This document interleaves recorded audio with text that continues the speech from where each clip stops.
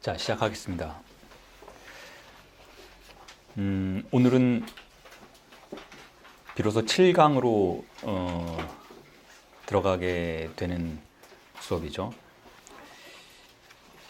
여러분들이 나눠드린 텍스트가 7강의 전체 강의 내용이고요. 거기에 들어가기에 앞서서 지난주 마지막 부분의 장자의 꿈 이야기에 대한 환기를 해드리고 오늘 수업으로 들어가겠습니다. 자, 지난주에 장자가 나비가 된 꿈에 대한 락강의 생각을 제가 여러분들에게 해설을 해드렸는데 뭐랄까요, 굉장히 멋진 문장입니다. 락강이 장자를 해석하는 게 꼭 물론 장자의 사상을 연구하시는 분들은 락강의 이러한 해석이 부족하다, 깊이가 없다라고 하실 수 있겠지만 아전인수다라고 생각하실 수 있겠지만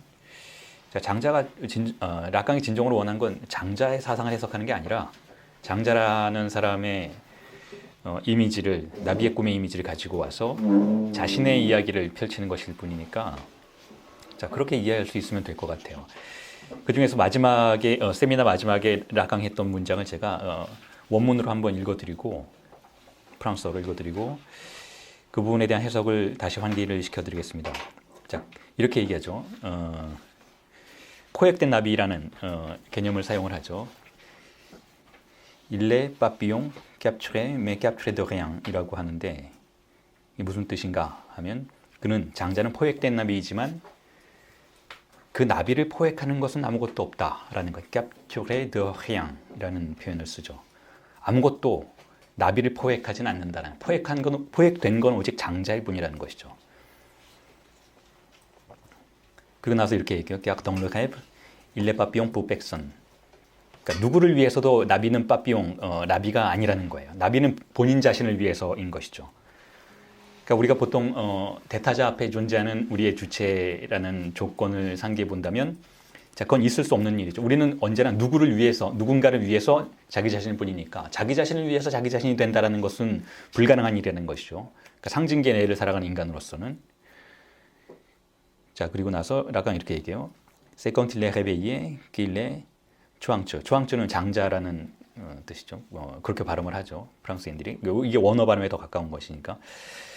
그리고 qu'il est chuangzi pour les autres, qu'il est pris dans le filet à papillon.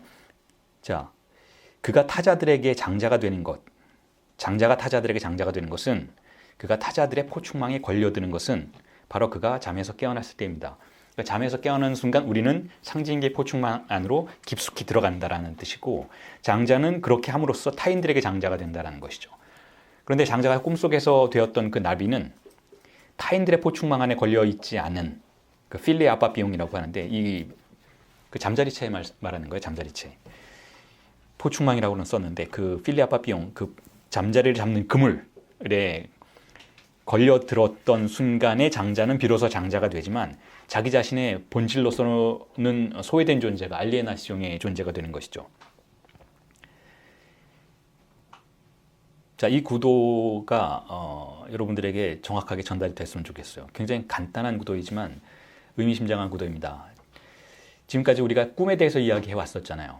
그러니까 1강에서 6강까지 쭉 계속해서 꿈과 현실에 대한 그 대립구도를 이야기해 왔었는데, 꿈의 영역이 우리의 존재에 관련해서는 실제로 잠을 자고 잠이 들고 꿈을 꾸게 되는, 그 속에서 우리가 꿈이라고 말하는 구조가 실현되는 것이 아니라 우리의 현실에서 백일몽에 관련된 구조가 우리를 사로잡는 것이다라고 지금까지 설명을 드려왔었던 것이고, 그리고 여러분들에게 제가 그럼에도 불구하고 락강은 그러한 꿈의 세계의 모든 것을 거는 학자는 아니다, 관념론자는 아니다 라고 말씀을 드렸던 것이고, 실제론자다라는 말씀도 드렸던 것이죠.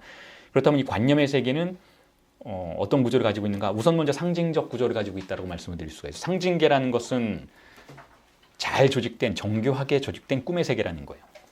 그게 꿈이라는 것을 알 수 없도록 만들어진 꿈의 세계라는 것이죠. 물론 상징계만 있는 것은 아니고 상상계도 꿈의 세계인 것이죠. 근데 상상계는 보다 개인적인 꿈의 세계인 것이고 이미지에 사로잡히는 세계인 것이니까 보편적인 소통이 불가능한 꿈의 세계라고 볼 수가 있어요. 그래서 상상계를 감시하는 것이 바로 상징계라고 볼 수가 있는 것이죠. 우리 조금 뒤에 수업 중에 거울 단계라는 얘기가 다시 나올 테니까 그때 보다 자세한 설명은 미루기로 하고 말씀을 드리자면 어쨌든 꿈이라고 락강이 생각하는 이 허상의 세계, 환상의 세계는 상상과 상징으로 이루어진 세계라는 거예요. 그리고 그 세계는 주체를 그물로 사로잡는다라는 것이죠. 그 세계에 그물로 사로잡히면 우리는 그 그물 속에서 나 자신이 누구인지를 규정받게 되고 타인에 대해서 어떻게 행동해야 하는지를, 어떤 이름을 사용해야 하는지를 강제받게 된다는 것이죠. 그런데 그게 마치 원래 그러했던 듯처럼, 마치 그게 초월적인 진리였던 것인 것처럼 우리는 질문을 던지지 않고 그리로 자연스럽게 흘러 들어간다는 것이죠. 자연스럽게 그렇게 흘러 들어가기 위해서는 거세가 필요하다는 것이기도 하고, 거세라는 것은 결국 상징계의 권력이 우리를 상징계의 내부로 끌어들이는 힘이라는 것이니까 그 상황 속에서 우리는 무언가를 망각한다는 것이죠. 무언가를 망각하는가 하면 충동의 세계를 망각한다는 것이죠. 그리고 그 충동의 세계, 망각된 세계가 우리를 다시 찾아오는 방식은 극도로 환각적인 방식이라고 이미 말씀을 드렸던 것이죠. 그 환각적인 방식의 충동이 진정한 신체가, 목요일 강의를 들으셨던 분은 바로 그게 진정한 신체, 진정한 몸의 상태라는 것을 설명을 들으셨을 텐데요. 그것이 우리를 찾아오는 것은 꿈과 같은 진정 우리가 꿈을 꾸는 세계, 밤이 되어서 잠이 들고 꿈이 시작되면 그때 그 상징계의 포충망이 느슨해진 틈을 타서 바로 그 진정한 실제가 우리를 찾아온다라고 락강은 이야기하고 있다라는 거예요. 그런 의미에서 락강은 실제주의자이기는 하지만 아주 기이한 실제주의라는 거죠. 실제가 환각의 형식을 가지고 있다라고 주장하는 그러한 실제주의자라는 것이죠. 물론 제가 목요 강의에서는 집중적으로 설명을 드렸지만 락강이 원래부터 그랬던 사람은 아니라는 거예요. 락강이 원래부터 그렇게 충동, 실제, 르헬을 강조하던 그런 사람이 아니었다는 거죠. 초기의 락강, 즉 50년대의 락강은 상징계를 강조하는 주체였으니까, 그러한 학자였으니까 초기 락강에게서는 신체의 개념이나 실제의 개념이 굉장히 미약했다고 볼 수가 있어요. 그는 그냥 모든 걸 꿈이다라고 생각하는 그런 관념론적 이론을 구성하고 있었다라고 볼 수도 있는 것이죠. 초기의 락강은. 그리고 초기의 락강의 구도를 제가 여러 차례 설명을 드렸지만 상상계를 배척하고 상징계를 강화하는 그러한 정신분석의 이론과 실천의 방향성을 제시하고 있었던 사람이라고 말씀을 드렸어요. 상상계를 배척한다는 것은 이미지의 세계를 배척하는 것이죠. 이미지라는 것은 우리의 정체성에 관련된 거예요. 그리고 그 이미지가 우리를 정체성을 개입하여 우리의 정체성을 규정할 때 그것을 자아라고 부른다는 것이죠. 그래서 초기부터 락강은 그 자아라는 것이 구성되는 방식이 나르시시즘적이다 라고 비판하면서 자아심리학을 비판하는 방향으로 이미 나아가고 있었다는 거죠. 그리고 상징계, 기표의 세계, 기표의 정교한 체계를 강조하는 방식으로 기표를 통해서 사유의 전개가 속도감 있게 일어나야 한다라는 그러한 주장을 펼쳤던 것이 초기의 락강이라고 말씀을 드렸어요. 그래서 그 초기의 락강에 대해서 자칼 밀레는 인문주의적이다라는 것은 17세기적이라는 말이에요. 17, 18세기적이다라는 것이죠. 언어의 능력에, 영능에 기대를 걸었던 그러한 주체였다, 그러한 학자였다라고 비판적으로 초기 락강을 언급했던 것을 또한 소개를 해드렸어요. 그러나 50년대 말부터 그리고 60년대 초반부터 다른 변화가 생기기 시작했다라고 설명을 드렸고 64년에 진행된 이 세미나 10일에서는 본격적으로 락강이 과거의 상징계 중심의 정신분석 이론으로부터 일탈하고 있다라는 설명을 1강, 2강, 3강 할 때 충분히 설명을 드렸어요. 물론 그때 수업을 안 들으시고 이후부터 참여하셨던 분들에게는 지금 처음 듣는 이야기가 될 수도 있겠지만 어쨌든 다시 말씀을 드리자면 락강은 지금 세미나 10일에서 굉장히 커다란 변화를 보이고 있는 거예요. 물론 그러한 변화가 생겼던 보다 본격적인 장소는 62년 렁과스라고 하는 세미나예요. 그러니까 불안이라고 이름 붙여진 세미나이죠. 불안. 거기서 무언가가 우리를 찾아오는데 어떤 대상이 우리를 찾아오는데 그 대상은 결코 상징화할 수 없는 것이고 상징계를 흔드는 것이고 우리를 불안으로 밀어넣는 것이다. 그게 바로 우리의 신체다 라는 그런 취지의 이론들을 전개시키기 시작했던 것이고, 그 불안의 대상이 64년에 와서는 비로소 대상 A, 응시, 이와 같은 것이 되고 있다는 거예요. 그래서 응시는 철저하게 불안의 대상이라는 거예요. 불안의 대상. 그것이 우리를 찾아오면 우리는 흔들리게 되고 거부하게 되고 배척하게 되고 도망가게 된다는 것이죠. 그래서 장자가 꿈속에서 나비를 보았다면 그 나비는 나비라는 이미지이기보다는 나비의 응시였을 거다. 나비의 응시와 마주한 장자를 장자의 꿈을 해석하는 대목에서 락강이 암시를 했던 거예요. 그리고 나서 그 응시를 보고 바로 깨어나는 것은 결국 다시 리얼리티의 세계로, 즉 상상이 얽혀있는 안전한 포충망들의 세계로 돌아오려는 빠져나감의 시도였다라고 간주해 볼 수 있다는 것이죠. 그렇게 해서 장자는 다시 소외된 세계를 살아가고 응시의 세계를 불안 속에서 그리워하게 될 거다라고 해석해 볼 수 있다는 거예요. 자, 그게 지난주에 여러분들에게 설명을 드렸던 내용에 대한 정리이고요. 한마디만 덧붙이자면 그렇게 해서 64년부터 전개되는 락강의 이론은 특히 70년대에 들어와서는 철저하게 전적으로 상징계보다는 실제에 집중하게 돼요. 실제라는 것은 자, 응시가 실제입니다. 응시가. 그렇게 생각하시면 돼요. 응시가 실제다. 리얼리티의 세계는 어떤 세계인가 하면 우리가 보는 세계예요. 보고 관찰하고 판단하는 세계. 우리가 주체라고 스스로를 느낄 수 있게 되는 세계. 그러니까 리얼리티의 세계라면 이 세계가 사실상 궁극적인 환상의 세계라는 거예요. 여기서 우리는 보고 있는 것도 아니고 판단할 수 있는 것도 아니고 사실 판단되어지고 셈해지고 보여지는 세계를 살고 있을 뿐인데 우리는 그 주체성의 환상 안에 들어가 있다는 것이죠. 그러한 주체성의 환상이 무너지는 어떤 계기가 있다면 그 주체성의 환상을 찾아오는 응시의 유령이 우리를 엄습하는 순간들이라는 것이고 그 순간이 진정한 실체이고 실제이고 진정한 리얼이라는 거예요. 진정한 리얼의 세계. 자, 그 이야기를 응시를 통해서 더욱더 펼쳐나가기 위해서 락강이 7강에서는 여러분 7강을 그 구격본을 열어보시면은 바로 시가 한 편 등장하는 것을 보실 수 있겠는데 그 시가 원래는 3강에서 이미 언급되었던 시인데 그에 대한 해설을 하지 않고 바로 락강이 그냥 다른 강의로 넘어가다가 다시 7강에서 다시 한번 언급하고 있는 것인데요. 그 시에 대한 이야기를 그 시를 자 일단 먼저 읽어드릴게요.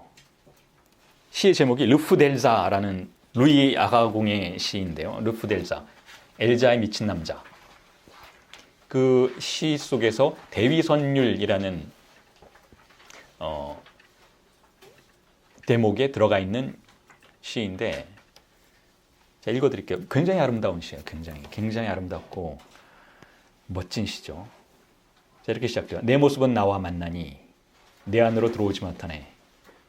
여기서 나는 내 모습을 비출 뿐 내가 나를 향해 돌아선다 해도 내 응시의 벽에서 내가 찾을 수 있는 것은 오직 내가 꿈꾸던 너 자신의 그림자. 나는 거울과도 같은 불행한 존재. 비출 수는 있지만 볼 수는 없다네. 나의 눈은 마치 거울처럼 텅 비어 있고 마치 거울처럼 너의 부지에 홀려 아무것도 보지 못하네. 자, 여러 가지 방식으로 해석이 될 수 있지만 우리가 이 시에 접근하는 방식은 응시라는 테마를 통해서라고 할 수 있다면 거기서 가장 중요하게 눈여겨보아야 하는 대목이 그 부분인 것 같아요. 응시의 벽에서 내가 찾을 수 있는 것은 오직 내가 꿈꾸던 너 자신의 그림자. 응시의 벽에서 au mur de mon regard que ton ombre rêvait. 그러니까 응시의 벽에서 내가 찾을 수 있는 건 오직 내가 꿈꾸던 너 자신의 그림자. 자, 지금까지 응시에 대한 설명을 쭉 들어오셨던 여러분들은 이게 무슨 의미를 갖고 있는지 대충 짐작을 하실 수 있을 거예요. 락강은 물론 이 시에 대한 해석하지 않아요. 그냥 다시 이렇게 제시만 하고 다른 이야기로 들어가죠. 그런데 이 시가 처음 등장했던 세미나 이 11회 3강에서 락강이 이 시에 대해서 언급하면서 마이너스 파이라는 개념을 언급을 하죠. 마이너스 파이. 뭐 프랑스어로는 마이너스 무앙피라고 발음을 하는데 무앙피라고 발음을 하는데 마이너스 파이가 뭐냐면 이 파이는 고대 그리스어의 ph 발음을 의미하죠. 이게 뭔지는 다 아시겠죠. 이게 뭐냐면 작은 팔루스의 마이너스 형태라는 것, 그러니까 거세된 남근의 형태라는 걸 아실 수 있잖아요. 자, 그런데 이 이야기를 락강이 왜 이 응시라는 것과 함께 혹은 이 응시를 대위선율이라는 시와 함께 해석하는 대목에서 소개를 하고 있는가 하면, 자, 이런 의미예요. 먼저 이 거세라는 개념부터 설명을 드릴게요. 자, 이 마이너스 파이라는 개념은 남근이 상실되었다라는 뜻이니까, 남근이 상실되었다라는 뜻이니까 상징계가 들어섰다라는 뜻이기도 해요. 자, 마이너스 파이는 팔루스가 없다라는 뜻이에요. 팔루스가 없다라는 뜻이죠. 자, 그런데 이 부분에 대해서 설명을 하면서 락강이 그 3강의 텍스트에서 이런 언급을 해요. 마이너스 파이의 중심적인 상징적 기능에 대상 A의 다양한 형태들이 상응하고 있습니다 라고 이야기를 해요. 구격본 33페이지에 있는 내용인데, 자, 이 부분을 우선 먼저 설명을 드릴게요. 마이너스 파이의 중심적인 상징적 기능에 대상 A의 다양한 형태들이 상응하고 있다. 대상 A는 이제 뭔지 아시겠죠? 대상 A는 응시와 같은 것들, 상징화되지 않는 것들, 상징화에 저항하는 것들인데, 이것들이 마이너스 파이에 대응한다는 거예요. 마이너스 파이는 상징적 기능이에요. 마이너스 파이는 상징적 기능이라는 것은 상징계가 들어와서 어린 아이 주체가 소망의 대상으로 탐닉하던 것을 제거한 상태를 말하는 것이니까요. 즉 어머니를 제거한 상태라는 것이죠. 근데 왜 어머니가 팔로스인가 하면 아이에게 욕망의 대상은 어머니인 것이니까 사후적으로 그것을 팔루스라고 가정해 볼 수 있다는 거죠. 왜냐하면 사후적으로 아이는 자신이 상실한 것을 아버지의 팔루스를 통해서 찾으려고 하니까. 결국 아이는 이미 자신이 무엇을 상실했는지 알게 되는데 오류의 방식으로 알게 된다는 거죠. 오류의 방식으로. 다시 설명을 드리자면, 아주 상식적인 방식으로 더 쉽게 설명을 드리자면, 아이는 A를 잃어버렸어요.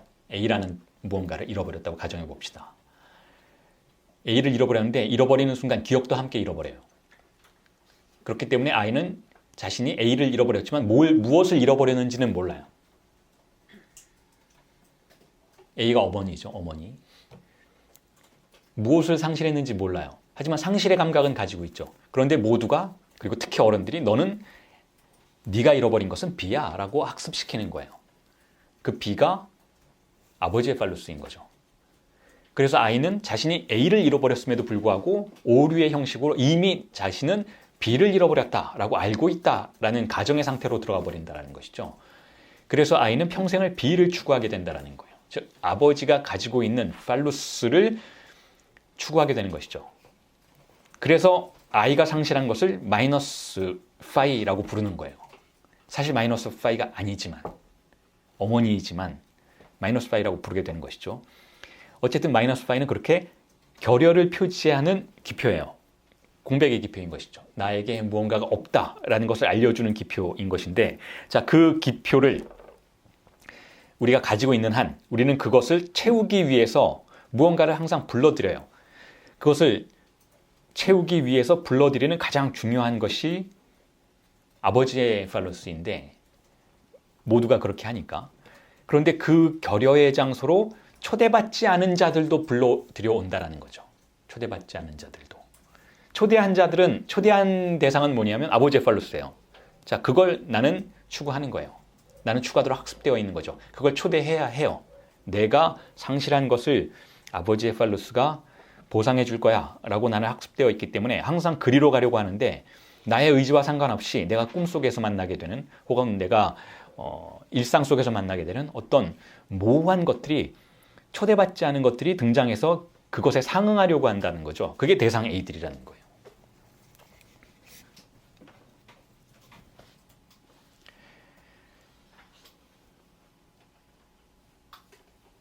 자, 그래서 이걸 이렇게 정리해 볼 수 있을 것 같아요. 쾌락에는 어머니의 쾌락이 있고 아버지의 쾌락이 있다는 거예요. 어머니와 누렸던 쾌락이 있고 아버지와 누리게 될 쾌락이 있다는 것이죠. 자, 아이의 쾌락은 원래 어머니의 쾌락이었어요. 어머니로부터 온 쾌락이었어요. 어머니와의 접촉을 통해서 향유되었던 쾌락이었는데 그 아이의 쾌락은 말과 언어의 장치라는 상징계의 도입을 통해서 요구의 형태로 바뀌죠. 즉 언어화되는 거예요. 언어화되는 과정 속에서 어머니의 쾌락은 아버지의 쾌락으로 바뀌어요. 아버지를 중심으로 쾌락이 재편되기 시작하는 거죠. 그렇게 아버지를 중심으로 재편된 쾌락을 팔루스라고 부르는 거예요. 팔루스. 그래서 이 팔루스를 모두가 추구하는 방식으로 자신의 쾌락의 경제를 재구조하게 되는 것이죠. 그렇게 하도록 강제받는 것이죠. 그렇게 해서 강제받았을 때의 아이는 그 팔루스를 어떻게 인지하는가 하면 현재의 나에게는 불가능한 대상으로 가정해요. 현재의 나에는 항상 내일 실현될 어떤 구체적인 것. 물론 상당히 구체적이긴 하지만 지금 어쨌든 나에게 없어요. 그게 만약에 나에게 들어와서 나의 결여를 완전히 봉합해버린다면 어떻게 될까요? 욕망은 정지돼요. 욕망은 정지되고 더 이상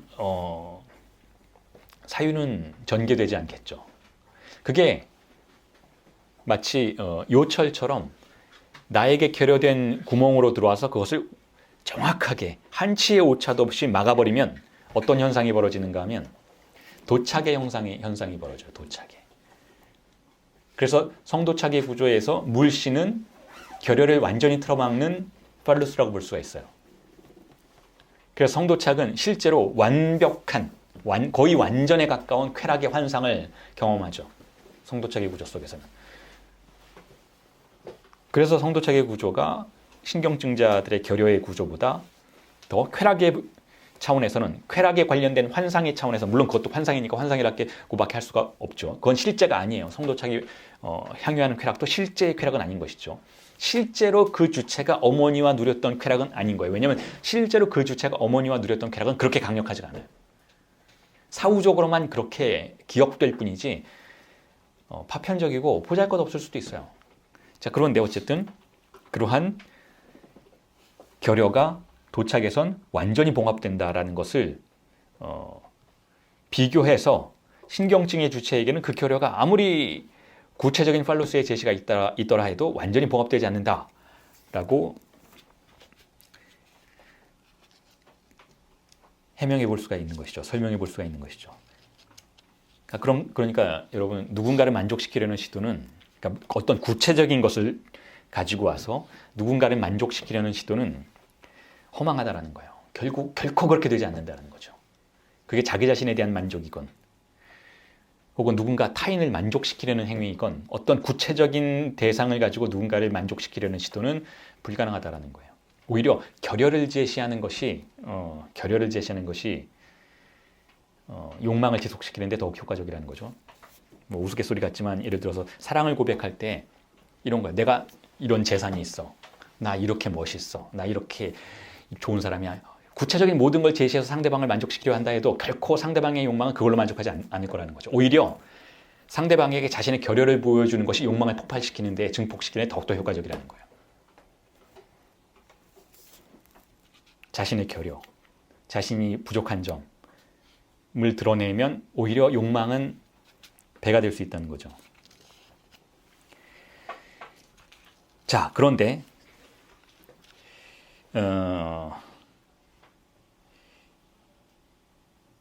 어머니의 쾌락에서 아버지의 쾌락으로 바뀌는 이 과정 속에서 상징계가 작동한다라고 지금 말씀을 드렸잖아요. 상징계가 우리를 장악한다. 그러니까 조금 전에 그 시를 통해서 시간이죠. 락강의 그 장자 꿈에 대해서 언급한 문장을 통해서 말씀드렸던 부분에 있어서는 나비채이죠. 나비채, 잠자리채, 나비채 이런 포충망. 자, 그 포충망의 그물이 우리를 사로잡아요. 우리를 사로잡는데 그 포충망, 상징계라는 것의 기능이 완전할 수 없다라는 거죠. 완전할 수 없기 때문에 그것이 신체를 항상 온전히 사로잡을 수는 없다라는 거예요. 여러 가지 방식으로 완전할 수 없는 것이죠. 예를 들면 꿈속에서는 완전하지 않는 것이니까.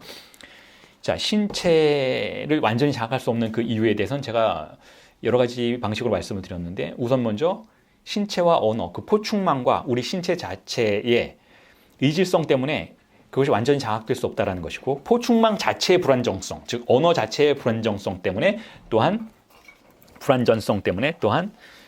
완전히 신체가 장악되지 않는다라고 그런 방식으로 말씀을 드렸었던 거죠. 자, 그런데 다시 여러분들에게 확인을 시켜드려야 할 부분은, 제가 자꾸 신체, 몸 이런 말을 하고는 있는데 그 신체가 생물학적 신체는 아니라는 거예요. 피가 흐르고 호르몬이 흐르고 이런 신체를 말하는 게 아니라는 것이죠. 락강이에게 신체라는 개념은 충동의 대상이에요. 충동이 흐르는 신체. 그러니까 충동을 흐르도록 만들었던 신체. 그런 의미에서 이 신체는 어머니와의 교집합 속에서 형성된 어떤 것들, 떨어져 나온 어떤 것들을 말하는 것이고, 그렇기 때문에 그 신체는 우리의 생물학적인 몸과는 상관이 없다는 거. 인스팅트의 영역이 아니라는 거, 본능의 영역이 아니라는 거죠. 필수형의 영역, 드라이브의 영역이라는 거예요. 즉 충동의 영역이라는 것이죠. 그래서 충동은 그런 의미에서 반은 생물학적이고 반은 문화적인 거예요. 그 중간에 걸쳐 있는 것을 락강이 신체 개념이라고 부르는 것이죠.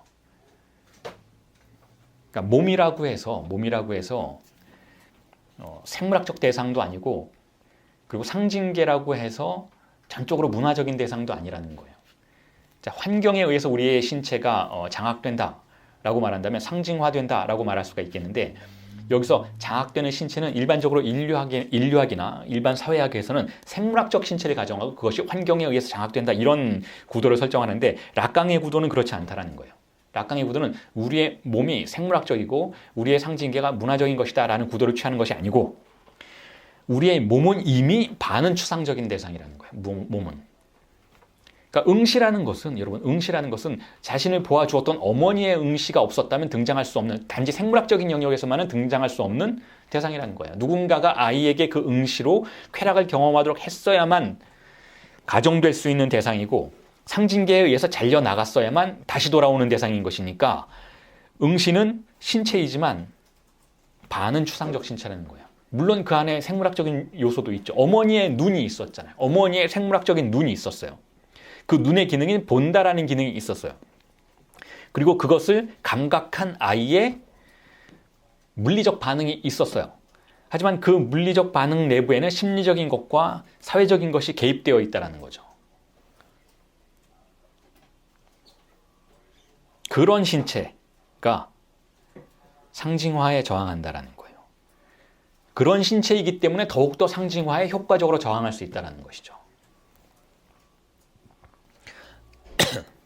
그래서 마이너스 파이라고 하는 것은, 즉 결여라는 사태는 존재의 결여라고도 표현하는데, 멍크 아에트라고도 표현을 하는데, 이 결여라는 사태는 항상 완전히 통제되지 못하고 그 앞에서 주체가 흔들리게 된다는 거예요. 이 결여 앞에서 주체가 그걸 완전히 봉합할 수 없게 된다는 거죠. 아무리 대단한 팔루스가, 아버지가 지배하는 사회가 우리에게 제시하는 모든 종류의 선택지가 우리를 안정적으로 이끌어가는 듯 보이기는 하지만, 그럼에도 불구하고 주체는 항상 흔들림을 경험할 수밖에 없다는 거예요. 그리고 흔들림이 바로 주체성 그 자체라는 거죠.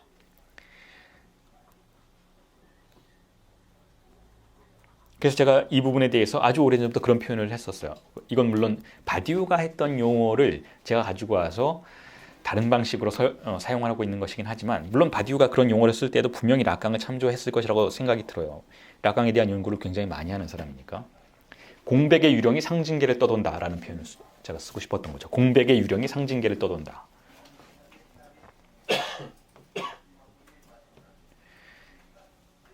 공백을 아무리 틀어막으려고 해도 공백은 완전히 틀어막히지 않는 방식으로 상징계로 장악된 우리의 존재를 찾아온다라는 거예요.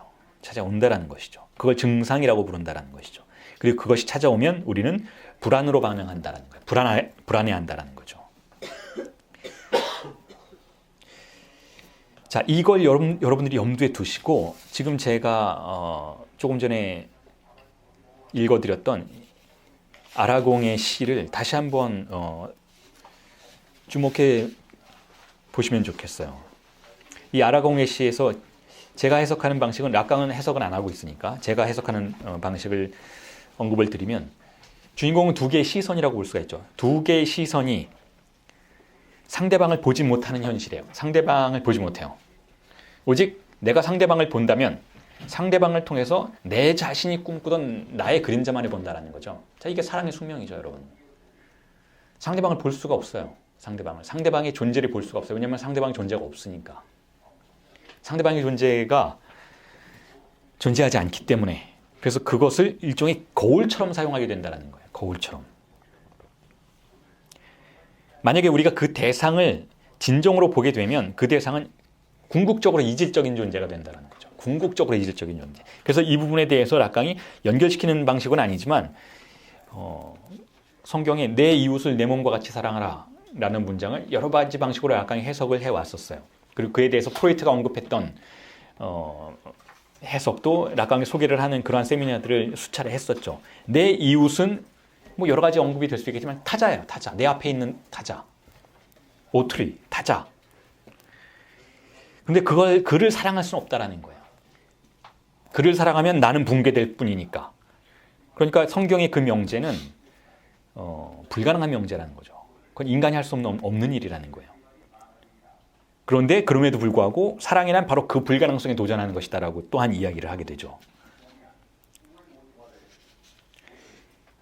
그래서 우리가 만약에 누군가를, 그러니까 내 모습이 나와 만날 때에는 우리가 보는 것은 이전에 제가 설명드렸지만 라쇼스, 큰 사물이 아니고 디자호다, 산물이다라는 상징계가 우리에게 학습시킨 이미지이다라는 거예요. 그러한 대상이다라는 것이죠.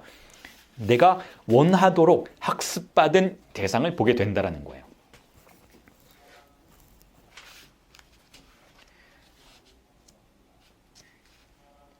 그리고 상대방의 시선에 대해서도 나 역시 마찬가지 위치에 서게 될 수밖에 없다는 거죠. 나 역시 거울과도 같은 불행한 존재라는 거예요. 비출 수는 있지만 볼 수는 없기 때문에. 내가 무언가를 비추는 건 나 자신의 무언가를 비추는 것이 나의 본질을 거울 속에 비추어주는 것이 아니라 보고 있는 당신의 욕망을 비출 뿐이라는 거예요. 그렇죠. 상당히 가슴에 와닿는 이야기죠. 누군가에게 욕망을 받는다는 것은 그의 거울이 된다는 거예요. 전적으로. 그 숙명을 받아들일 수밖에 없다는 것이죠. 그걸 거부하면 욕망도 정지될 수밖에 없는 것이니까. 그리고 이러한 숙명은 사실 인간이 자신의 정체성을 구성하는 그 최초의 단계에서부터, 즉 상상계적 단계에서부터 예정된 것이라고 할 수가 있어요. 제가 거울 단계에 대해서 말씀드리겠다고 조금 전에 언급을 해드렸잖아요. 거울 단계라는 게 무언가, 내가 나 자신의 정체성, 나 자신의 이미지를 만나는 것은 타자를 통해서라는 거예요. 타자라는 건 뭐냐면 거울 속에 있는 나라는 거죠. 거울 속에 있는 나는 내가 아니잖아요. 거울 속에 있는 나에게 돌을 던져서 거울을 깬다고 해도 내가 아픈 건 아니에요. 그건 나의 이미지인 것인데 그 상황을 지배하고 있는 빛의 양, 조도와 채도와 공간의 구성을 통해서 물리적인 차원에서도 전적으로 영향을 받는 것이 바로 그 이미지예요. 나의 이미지가 아니에요. 빛이 어두울 때 나의 이미지는 어둡게 보이겠죠. 빛이 밝으면 나의 이미지는 밝게 빛나겠죠. 하지만 내가 빛나는 게 아니에요, 사실은. 이미지가 빛나는 것일 뿐이지. 그리고 그 이미지를 보는 판단의 다양한 기준들 역시 내가 만든 것이 아니에요. 내가 아름답다면 이미지를 바라보는 규범의 세계가 그것을 아름답다고 규정했기 때문에 아름답게 보이는 것이고, 내가 추하다면 이미지 속에서 실제로 나 자신이 추한 것이 아니라 나의 이미지에 관련된 좌표들이 나를 추한 영역으로 밀어 넣었기 때문에 추해 보일 수밖에 없게 되는 것이니까 나는 결국 나의 이미지에 의해서 소외된다라고 볼 수가 있는데, 그럼에도 불구하고 내가 나를 확인하고 나의 정체성과 통일성을 알아보게 되는 것은 거울 이미지를 통해서일 뿐이라는 거예요. 그러한 상상계가 나를 최초로 소외시킨다는 것이죠. 그게 바로 또한 나는 거울과 같은 불행한 존재라는 것의 의미예요. 거울 단계 속에서 나의 정체성은 그렇게 구성된다는 거죠.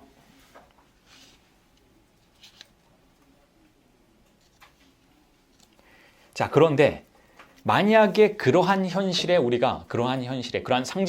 상상계가 우리에게 규정하는 보고 보여짐의 질서로부터 물러난다면,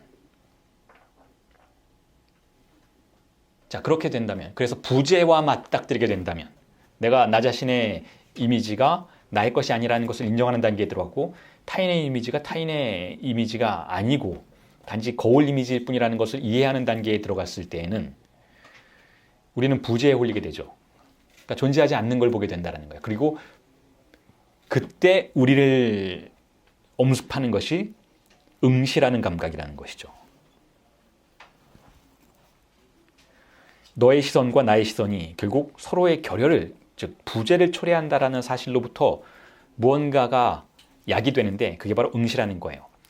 자, 여기서 제가 시선이 주인공이라고 했으니까 두 명의 시선이 있는 것이잖아요. 한쪽, 양쪽의 시선이 있는 것인데 제3자가 있다는 거예요. 우리가 보고 보여짐을 당하는 이 이자 관계 속에 이 서로 상응하는 관계가 전부가 아니고 그건 환상의 세계인 것이고 보다 본질적인 무언가가 존재하는데 그것은 제3항이라는 거죠. 그 제3항이 바로 누군가가 우리를 보고 있는 응시라는 것.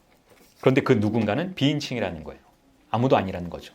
응시만 떨어져 나와서 우리를 엄습하고 있으니까.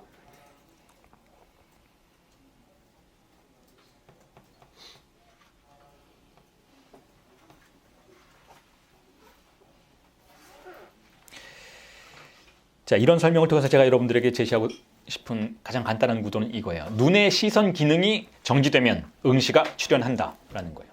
우리가 볼 수 없게 되면 응시가 출현한다라는 거죠. 그걸 반대로 이렇게 해석해 볼 수도 있을 것 같아요. 응시를 출현하지 않도록 만들기 위해서 우리는 보는 것에 집착한다라는 거예요.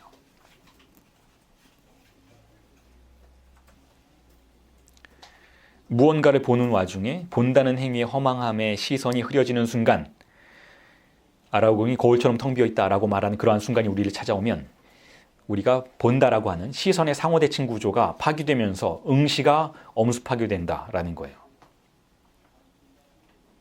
상호 교환되는 시선의 경험이 있기 전에 근본적인 경험이 선재하고 있는 것이니까, 먼저 존재하고 있는 것이니까 그 근본적인 경험이 바로 대타자에 의해서 보여짐을 당하는 경험, 우리가 주체가 아니라 객체였던 경험이 보다 근본적으로 우리에게 각인된 신체의 경험이라는 거예요.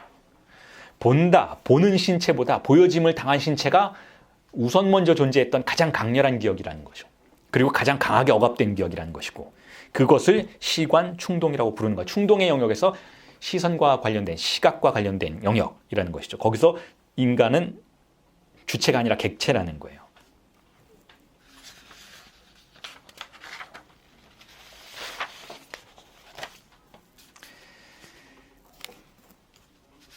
자, 그래서 제가 지난주에 그 의태라는 개념을 설명을 해드리면서 그걸 방어의 차원에서 이해해 볼 수 있다라고 말씀을 드렸던 것이 그런 의미예요.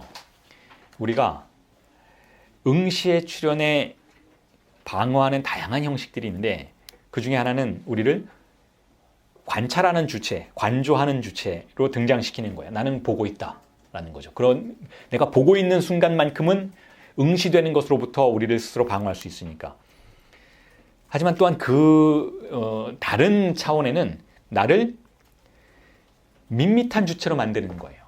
의태 형식 속에서 나를 옆에 있는 사물들과 비슷비슷한 방식으로 만드는 것이죠. 그럴 경우에도 우리는 응시에 대해서 우리를 방어할 수 있다는 거예요.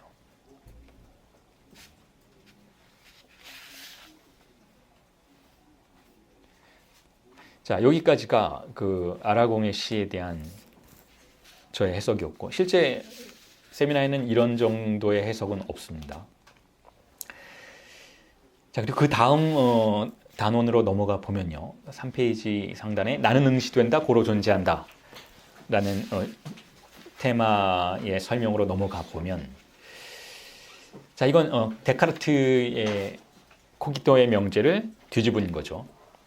데카르트에 대해서는 이미 이전 수업에서 설명이 되었었는데 지속적으로 락강은 데카르트를 소환하고 있어요. 주체성, 정신분석에서의 주체성이란 무엇인가 라는 것을 해명하기 위해서 주체와 사유를 연결시켰던 최초의 근대 철학자 데카르트를 지속적으로 소환하고 있는데 어떤 의미에서는 뒤집힌 의미에서 데카르트주의자라고 락강을 볼 수도 있으니까. 자, 그런데 데카르트에 대해서 다시 한번 제가 정리를 해드리고 오늘 이 부분에 대한 설명으로 들어가 보면요. 데카르트는 우리의 존재가 어떻게 이 세상을 이렇게 살아가고 있을 때 그 모든 것이 환상이 아니라고 할 수가 있겠는가, 그걸 어떻게 증명할 것인가, 모든 게 환상이 아닌 것을 어떻게 증명할 것인가에 대해서 해답을 제시했던 최초의 근대 철학자죠.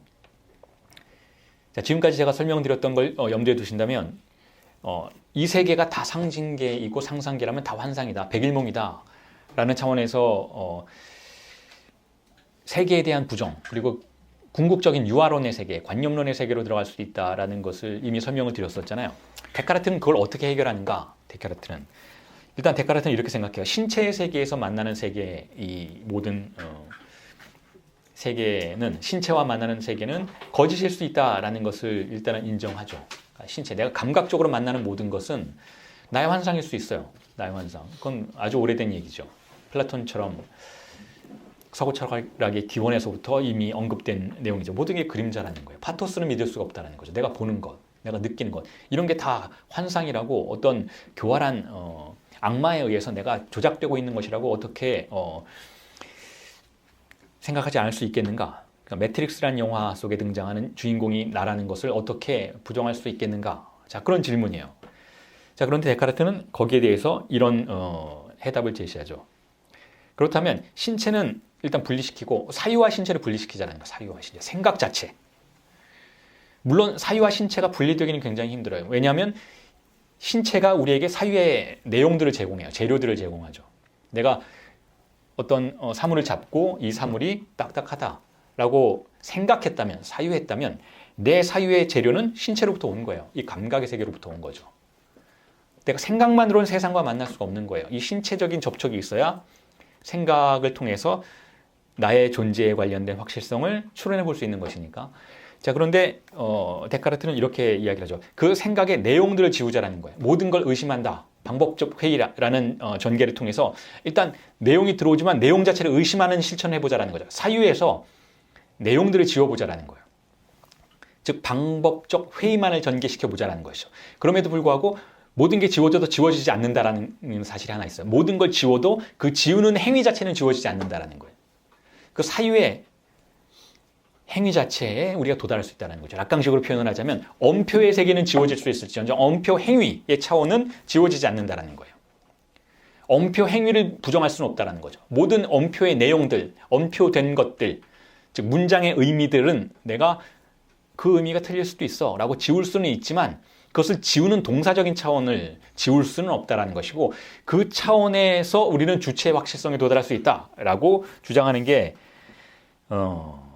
데카르트의 방법론이라고 한다면, 지금 락강이 일단은 그것에 대해서 이전 강의에서는 그렇게 사유의 내용들을 지우는 방식으로 엄표화의 주체의 차원으로 도달하는 것을 일정 부분 수용할 수 있다라는 방식으로 정신분석의 주체 개념을 설명을 했었던 적이 있어요. 물론 한 가지 차이점이라는 것은 데카르트는 그럼에도 불구하고 그렇게 사유하는 주체가 의식적인 주체였던 거죠. 의식의 주체. 왜냐하면 그 시대에는 무의식이라는 개념이 없었으니까. 하지만 프로이트에 의해서 비로소 무의식이라는 것이 등장함으로써 사유하는 것은 나의 의식이 아니라 그것이다. 그것. 르사. 어떤 비인칭의 대상이다. 그것이 사유한다. 무의식이 사유한다. 라는 의미에서 무의식의 주체의 확실성을 확신하는 그러한 차원에 도달할 수 있다라고 설명을 했던 거죠. 데카르트와는 다른 차원으로 의식의 주체와 무의식의 주체를 대립시키는 방식으로 그렇게 했던 것인데, 자, 오늘은 시각의 영역으로 이 데카르트의 방법적 회의를 가져오려고 해요. 시각의 영역으로. 자, 그래서 이렇게 대비해서 설명을 드려볼 수 있을 것 같아요. 만약에 데카르트가 사유의 내용을 지운다면 시각의 영역에서는 나는 본다, 고로 존재한다 라는 명제에서 보는 내용을, 그 이미지들을 지우고 보는 행위 자체에 도달할 수 있지 않을까라는 가정을 해볼 수는 있다는 거예요.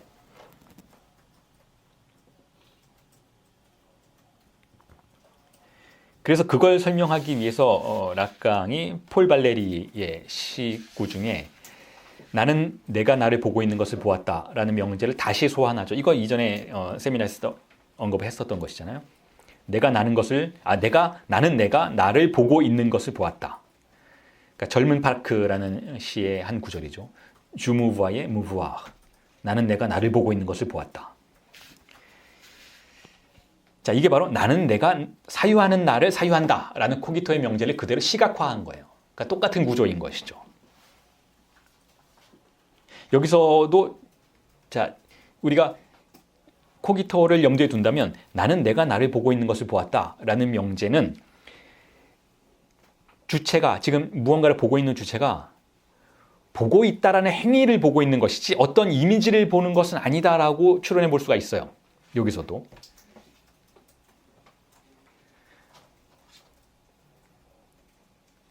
나는 뭐 산을 보았다, 꽃을 보았다, 사람을 보았다라는 그 이미지를 가리고 본다라는 행위 자체에 주목하는, 그것을 관조하는 주체의 시선을 가정해 볼 수 있다는 거죠. 그러니까 논리적으로는 그렇다라는 거예요. 그리고 보통 이러한 차원이 사실상 근대적 주체가 자신의 확실성을 담보하는 방식이죠. 코기토에 의해서 영향을 받은 근대적 주체들이 나는 세상을 관조하고 나 자신도 관조하고 내가 누구인지를 알고 내가 지금 무엇을 하고 있는지를 알고 무엇을 하고 있는지를 아는 방식으로 나의 존재의 확실성을 보고 있다. 시각의 차원에서도 나는 나의 좌표를 확인할 수 있고 나를 통제할 수 있다. 자, 라는 그러한 환상에 관계된 명제라는 거예요. 나는 내가 나를 보고 있는 것을 보았다라는 명제는. 극단적으로 주체성에 도달한 시각의 환상이라는 것이죠. 자, 이게 왜 환상인지는 여러분들 1차적으로는 다 이해하실 거예요. 나는 내가 나를 보고 있는 것을 보았다 이전에 우리가 시각의 장에서 경험하는 보다 근본적인 감각은 무언가를 보는 경험이 아니라 보여짐을 당하는 경험이다라고 말씀을 드렸잖아요. 그러니까 내가 나 자신의 존재의 확실성을 경험하는 것은 사실상 보는 주체적인 관점이 아니라 보여짐을 당하는 관점이었다라는 것을 환기해 볼 수 있을 것 같아요. 세계를 관조하는 능동적인 의식의 주체, 이게 이전에 관조당하는 주체였다라는 거예요. 관조당하는 주체. 다시 말해서 우리가 관조하는 이 주체로서의 환영적 리얼리티를 가지고 있다면 그것의 토대를 구성하는 감각은 무의식의 주체의 확실성이라고 할 수 있고, 그 무의식의 주체라는 것은 응시당하는 수동적 경험을 통해서 구성된 주체라는 거예요. 그래서 이것을 설명하기 위해서 락강이 이런 표현을 쓰죠.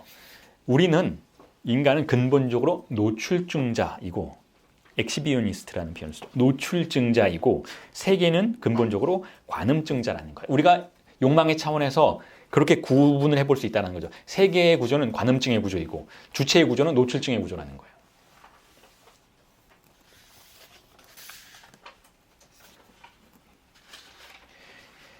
자, 그런데 그럼에도 불구하고 나는 나를 바라보는 나를 보았다. 나는 내가 나를 바라보는 나를 보았다라는 감각이 그럼에도 불구하고라기보다는 그렇기 때문에 뭔가 불완전해 보이는 그러한 위상을 설명하기 위해서 락강이 다른 감각을 일단 소환해서 그걸 비교해요. 구역본 127페이지에 이런 이야기를 하죠. 자, 이런 시각 말고 피부의 감각을 한번 예를 들어보자는 거예요. 피부의 감각을 통해서 우리가 어떻게 주체의 확실성에 도달할 수 있는지를 예를 들어보자는 거죠. 물론 환영적 주체의 확실성이지만, 그래서 이렇게 표현을 해요. 나는 나를 따뜻하게 함으로써 그 따뜻함을 느낀다라는 거예요. 그러면 나는 나의 신체와 주체의 확실성에 쉽사리 도달한다라는 거죠. 여러분 그렇잖아요. 일단 뭐 예를 들어서 내 신체가 잘 감각이 안 될 때가 가끔 있을 수 있잖아요. 뭐 그런 경험이 자주 있지는 않지만, 뭐 흔히 그런 영화 속에 등장하는 이미지가 그런 거잖아요. 내가 지금 꿈을 꾸고 있는 거야? 아니야. 이걸 확인하기 위해서 어떻게 하나요? 자신의 몸을 때려보죠. 뭐 얼굴도 두들겨보고 정신 차려 할 때 그런 표현을 쓰잖아요. 자, 그럼 비슷한 표현인 거예요. 내가 나의 신체와 나의 존재의 확실성을 감각의 차원에서 쉽사리 확인하기 위해서는 나의 몸을 자극하면 돼요. 그러니까 따뜻하게 만들면 돼요. 그러면 나는 그 따뜻함 속에서 나 자신의 존재의 무게를 느끼게 된다. 자, 그렇게 이해해 볼 수 있는 거죠. 신체의 확실성을 통해서 확인되는 주체의 확실성의 경험은 그렇게 간단해요, 사실은. 내가 나의 감각을 자극해 보면 돼요. 나의 몸을 데피거나, 아니면 뭐 예를 들어서 뭐 너무 더워서 비몽사몽이었다면 찬물에 뛰어들거나, 그 신체에 어떤 강한 감각을 줌으로써 내가 거기에 있다라는 걸 확인할 수가 있는데, 자, 그런데 시각은 좀 다르다라는 거예요. 시각은 어떻게 다른가 하면, 내가 나는 내가 나를 바라보고 있는 것을 상상하면 이 경우에는 두 가지 기이한 경험이 은폐되어 있는 경험이 드러날 수 있다는 거죠. 자, 첫 번째는 이거예요.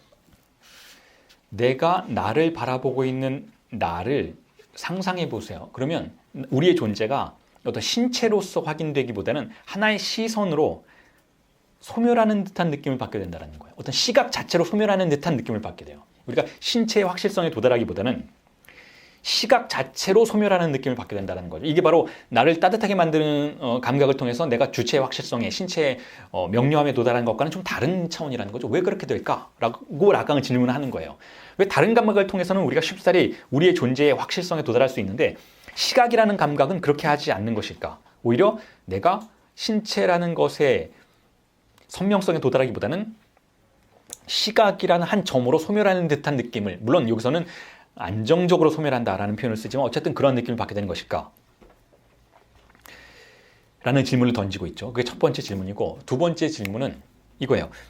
내가 나를 바라보고 있는 것을 이렇게 보는 차원이 강조되었을 때 우리는 불현듯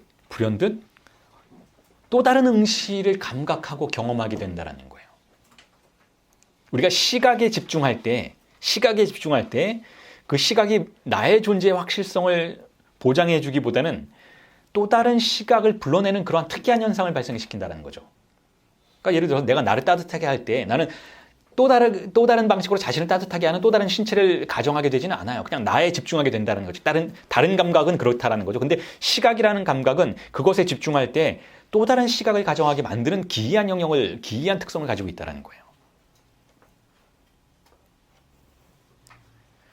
그걸 설명해 드리기 위해서 제가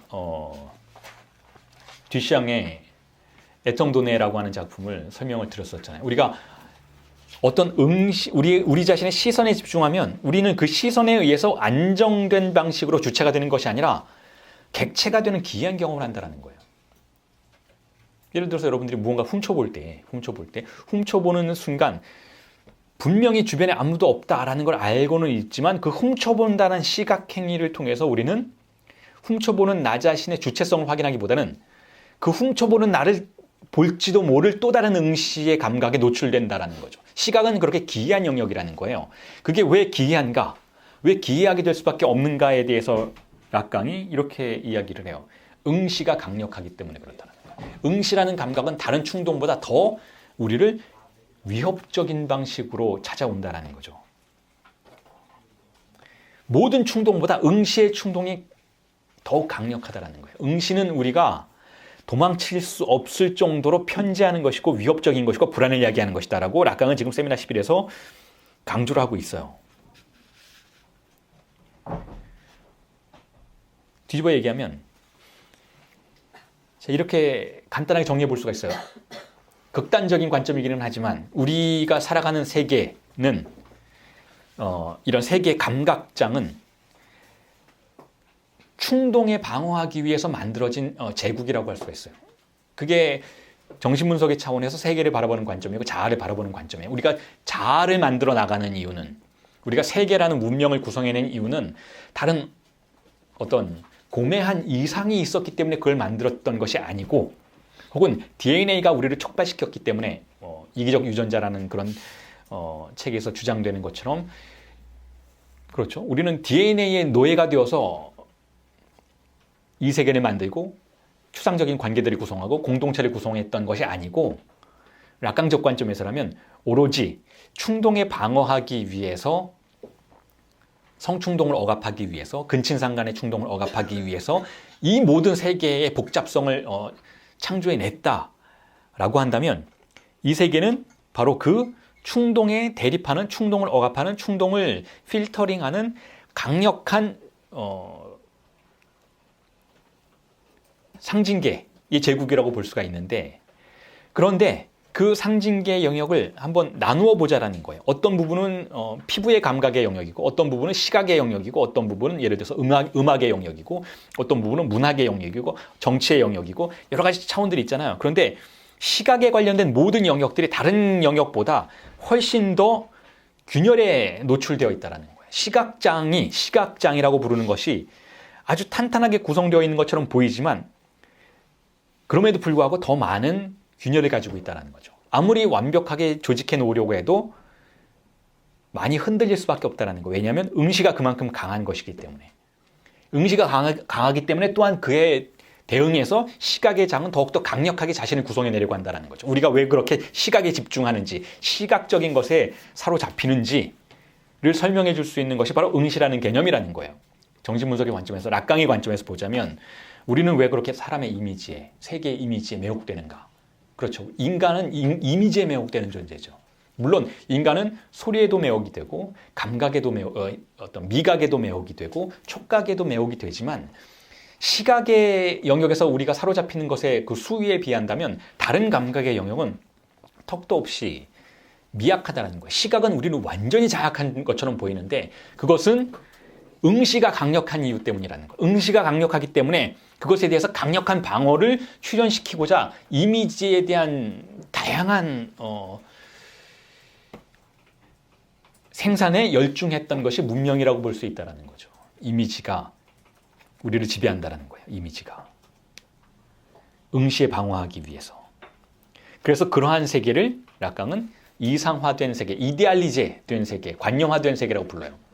왜 이 이미지의 세계가 관념화된 세계냐면 이미지의 세계는 우선 먼저 상상계적인 세계이지만 즉 이미지가 대상으로 출현하고 우리를 그의 대상에 완전히 사로잡히도록 만드는 거. 이게 상상계예요. 그러니까 상상계라는 것은 근본적으로 정체성과 관련된 장소인데 주체가 어떤 이미지를 보고 그것에 관련해서 자신의 쾌락을 구성해내는 거예요. 거기에 사로잡히거나 거부하는 방식으로. 그런데 그렇게 등장한 이미지는 사실상 어떤 법이나 질서에 좌지우지되는 이미지는 아닌 거예요. 그냥 이미지가 우리에게 등장하면 우리는 그것을 통해서 내가 어디 있는지를 확인하려고 해요. 내가 뭘 좋아하는지를 확인하려고 하고 내가 누구인지를 확인하려고 해요. 그 이미지에 근거해서 내가 이 이미지를 좋아하게 되면 이 이미지처럼 되려고 하고 이 이미지를 증오한다면 이 이미지와 반대되는 이미지를 만들어서 그것에 안으로 들어가려고 하고 자 그러한 이미지의 세계가 있는데 그 이미지는 그냥 그렇게 유령처럼 떠다니는 이미지이기보다는 그 뒤에 상징계의 통제를 받고 있는 이미지라는 거예요. 그래서 상상계와 상징계는 두 개가 결합되어 있다는 거죠. 그렇기 때문에 그것을 관념화된 세계라고 부르는 거예요. 통제된 세계. 그러니까 일자의 권력에 의해서 조율된 이미지의 세계라는 거죠. 그게 우리가 이미지와 만나는 방식인데 그러한 이미지의 세계를 살아가는 우리 자신이 그것이 환상인가라는 질문을 어떻게 던지지 않을 수 있겠는가라고 락강이 질문을 던지고 있는 거예요. 내게 세상의 모든 것이 나의 표상으로만 나타난다라는 것을 어떻게 부정할 수 있겠습니까? 자, 유아론에 대한 질문인 거예요. 그리고 곧이어서 버클리주교 이야기를 하죠. 자, 이게 이런 얘기예요. 뭐 여러분 철학과까지 안 가도 뭐 요즘에 고등학교에서 철학 강의를 하는지 모르겠는데 그냥 고등학생 수준에선 질문을 던질 수 있는 고등학생 정도, 중학생 정도 뭐 중2병 걸리면 대체로 철학적인 차원에서 던질 수 있는 질문인데 이거예요. 이 세계가 다 환상이라는 것을 어떻게 부정할 수 있겠는가? 이거 다 환상 아니야? 라고 질문을 던질 수 있잖아요. 조금이라도 철학적으로 고민하게 되는 청소년이라면 질문을 던지게 돼요. 이게 다 환상 아닌가? 그런데 거기서 조금만 더 들어가면 이런 버클리 주교와 같은 질문이 던져지는 거죠.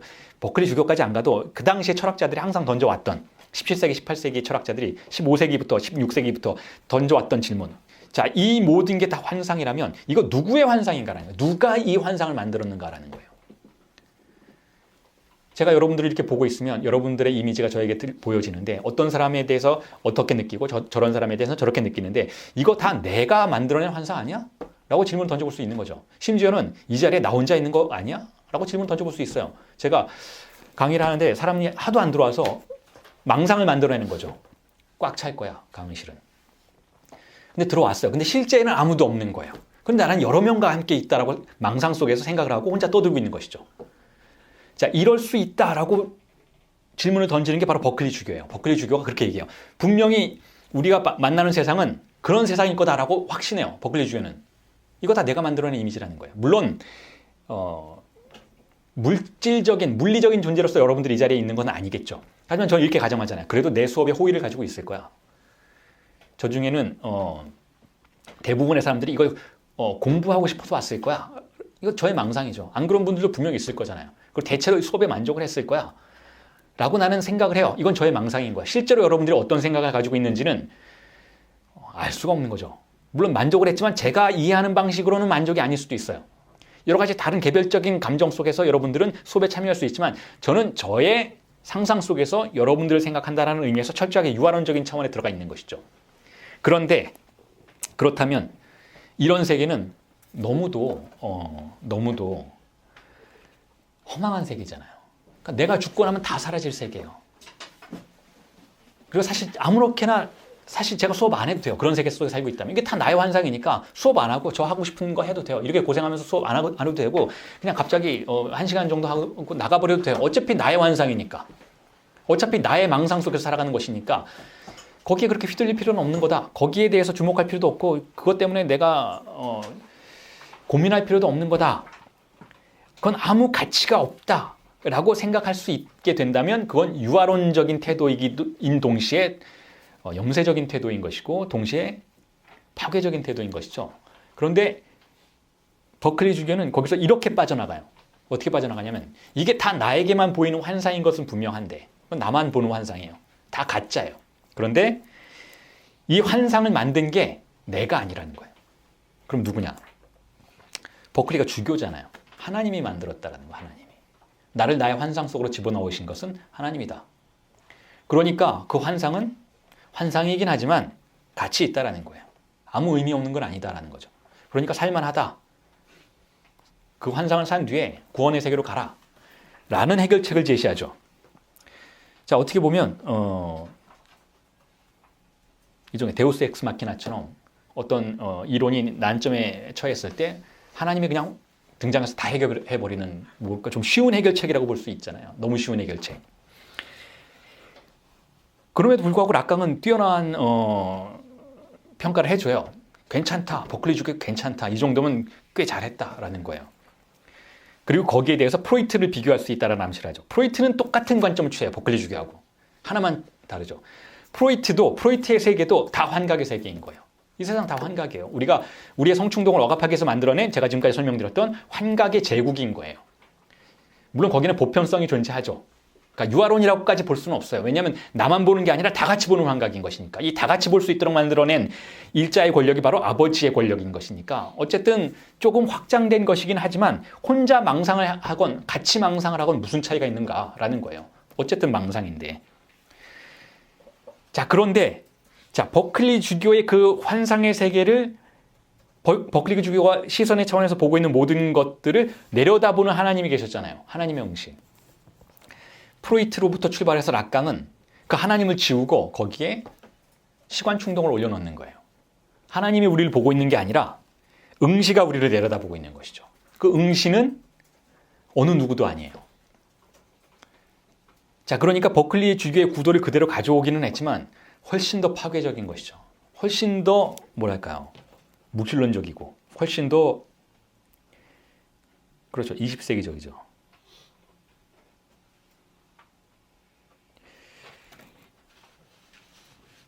그래서 자, 그 응시는 버클리 주교에게는 그 응시는 따스한 응시이죠. 하나님의 응시이니까. 그런데 인간에게는 그 응시는 불안의 응시예요. 두려운 응시예요. 그래서 그 응시를 보지 않으려는 의지 속에서 인간은 지식을 생산해내고 이미지의 세계를 구축하고 철학을 만들어내고 종교를 만들어내고 예술의 영역을 만들어내고 온갖 종류의 범주들을 생산해낸다는 거예요. 거기에 대해서 방어하기 위해서. 무의식의 차원에서는 그렇다는 거예요. 물론 의식의 차원에서는 뭐 달리 얘기할 수 있겠죠. 세상을 구원하기 위해서 종교적 지도자가 되고 세상을 선명하게 밝혀내기 위해서 철학자가 되고 세상의 논리, 물리적인 논리들을 밝혀내고 그것을 이롭게 전파하기 위해서 과학자가 되고 뭐 이런 얘기를 할 수 있는 거잖아요. 자, 그건 의식의 차원인 거예요. 근데 그 의식의 차원을 정신분석은 락강은 철저하게 거부해요. 그거야말로 자기 좋을 대로의 해석이라는 거예요. 인간은 그런 존재가 아니라는 거죠. 인간은 철저하게 불안해하는 존재이고 불안의 영역에서 도망가기 위해 지식이라는 환상을 구성해내는 존재일 뿐이다. 그게 지식이 어떤 형태이건. 그래서 130페이지에서 락강이 이런 표현을 써요. 주체의 의식이란 뭐냐? 이처럼 철저하게 한계 지어진 것이다 라고 일단 규정해요. 의식이라는 세계는 한계 지어진 세계라는 거예요.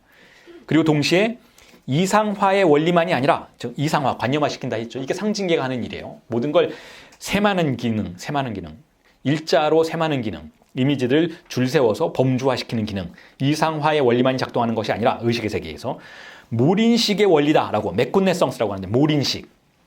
그러니까 오류의 원리라는 거예요. 그러니까 락강이 보기에 인간의 의식은 철저하게 오류의 세계라는 거죠. 오류의. 그 과학이 더욱 정교하고 더욱더 완벽해지면 질수록 오히려 오류의 세계라는 거예요. 몰인식의 세계를 증명할 뿐이라는 것이죠. 인간이 과학기술을, 인간이 온갖 종류의 능력을 보여주는 이유는 그 자신의 뛰어남 때문이 아니라 그 자신의 불완전 때문이라는 거예요. 물론 그렇기 때문에 과학이 발전할 수 있었던 거예요. 인간이 자신이 불완전하다라는, 자신이 결여되어 있다라는 감각을 가졌기 때문에 그토록 방어적인 생산물들을 끝도 없이 생산해낼 수 있었던 계기가 되었던 것도 물론 사실이니까.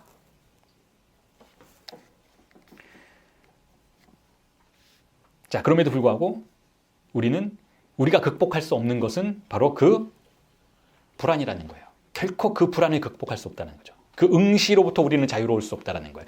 어떤 과학기술이, 어떤 약물이 우리에게 발명되어도, 그렇죠. 약물의 생산이 극대화되고 있죠. 즉 약물 기술이 엄청나게 발전하고 있어요. 그 약물의 생산이 우리의 심리의 온갖 종류의 문제들을 해결해 준다 해도 응시라는 것으로부터 우리를 방어해 줄 수는 없다는 거예요. 그리고 그런 의미에서 제가 지난 수업에서 락강의 언급을 빌어서 말씀을 드렸던 것처럼 그런 의미에서 무의식이 신이라는 거죠.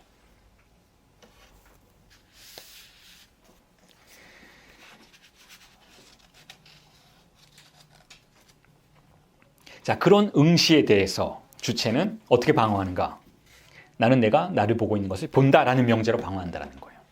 나는 이미지만 볼 뿐이 아니라, 즉 이미지는 나를 속일 수도 있으니까 이미지만 본다라고 한다면 나는 시각의 영역에서 오류를 생산할 수도 있으니까 코기토의 영역까지 시각을 밀어붙일 수 있는 주체를 상상해낸다는 거죠. 나는 내가 나를 보고 있는 것을 보는 주체. 그래서 시각 자체까지 장악한 시선은 어떤 이미지에 의해서도 배반되지 않을 것이다라는 그러한 방어의 전략을 설정을 해볼 수 있다는 거죠. 자, 그럼에도 불구하고 그 순간 출현하는 응시로부터 우리는 자유로울 수 없다는 거예요. 그러한 방식으로 관조하는 주체의 특권이 형성이 되지만, 즉 내가 나를 보고 있는 것을 보는 그러한 주체의 특권이 형성될 수는 있지만, 자, 그러나 그것은 더없이 미약한 특권이고 언제라도 주체의 상황이 악화되면 흔들리고 무너질 특권이라는 거예요. 관조하는 주체는 아주 불완전한 주체라는 것이죠. 그 대표적인 게 제가 이전에도 여러분들에게 여러 차례 설명을 드렸던 것처럼 우리가 증상적인 흔들림 속에 있을 때, 들어갈 때 우리는 즉각적으로 응시에 노출돼요. 인간이 강한 존재가 아니라는 걸 확인하게 만들어주는 것이 바로 그런 사태라는 거죠. 증상적 흔들림. 우리의 일상을 구성하는 안전장치들이 잠시라도 붕괴되면 우리는 즉각적으로 충동에 노출된다는 거예요. 우리를 공격해오는 그것들의 대상 A들에 노출된다는 거죠. 그 대표적인 게 응시라는 거예요. 그래서 그 순간 우리는 우리 자신을 보호해주던 표상들 있잖아요. 표상들. 그 이상화된 표상들에 대한, 즉 리프리젠테이션 된 것들에 대한 소유권의 문제에 대해서 의구심을 갖게 될 수밖에 없다는 거예요.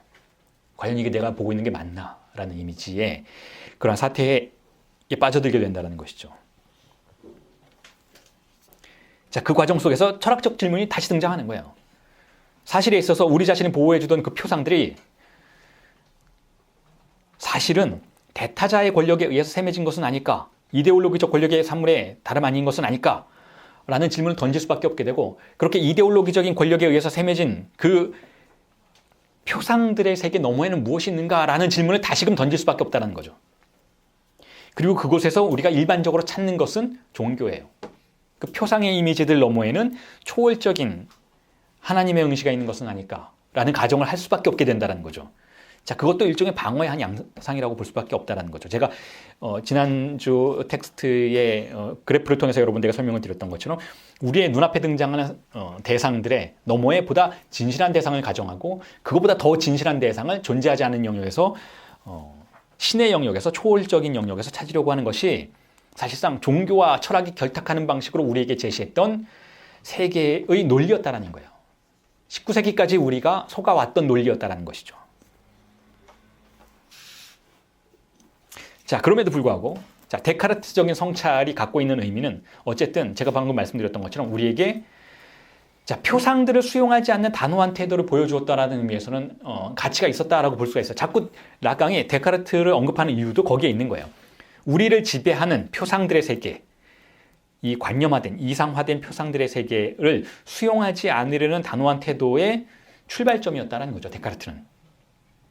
사유의 내용들을 믿으려고 하지 않는 방법적 회의의 철학자 데카르트는 어떤 의미에선 의미가 있다는 거예요. 그리고 거기서 라강이 생각하기에 제가 이미 말씀드렸던 것처럼 데카르트의 주체는 능동적 주체예요. 의식의 주체, 능동적 주체. 즉 능동적인 무화의 과정 자체가 되어버린 한에서의 주체라고 라강 표현을 하죠. 그러니까 주체가 있는데 주체가 능동적으로 자신을 둘러싸고 있는 표상들을 다 무화시키는 주체인 거예요. 믿지 않겠다라고 말하는 주체인 것이죠. 그리고 모든 걸 지우고 난 그 행위 자체를 주체라고 가정하는 태도. 그래서 그걸 능동적 무화의 과정, 그리고 그것의 주체라고 라강이 표현해요. 그러한 전통이 서구 철학의 역사에 면면하게 이어져 왔다라는 것이고, 하이데거에 와서는 라강이 그것을 존재 자체의 이러한 무화의 힘을 되돌려준 사례라고 언급을 하고 있죠. 그러니까 데카르트는 주체가 그런 무화를 추진하는 장소였다면, 주체가 그런 장소의 역할을 했다면, 하이데거는 존재가 그런 역할을 해요. 주체가 아니고 존재가 모든 걸 무화시키고 남는 마지막 장소를 존재로 스스로 가정하도록 만드는 것.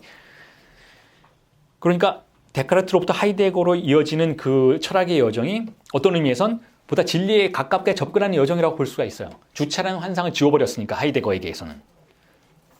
그리고 많은 사람들이 회자하고 있는 것처럼 라강이 하이데거로부터 많은 영향을 받았죠.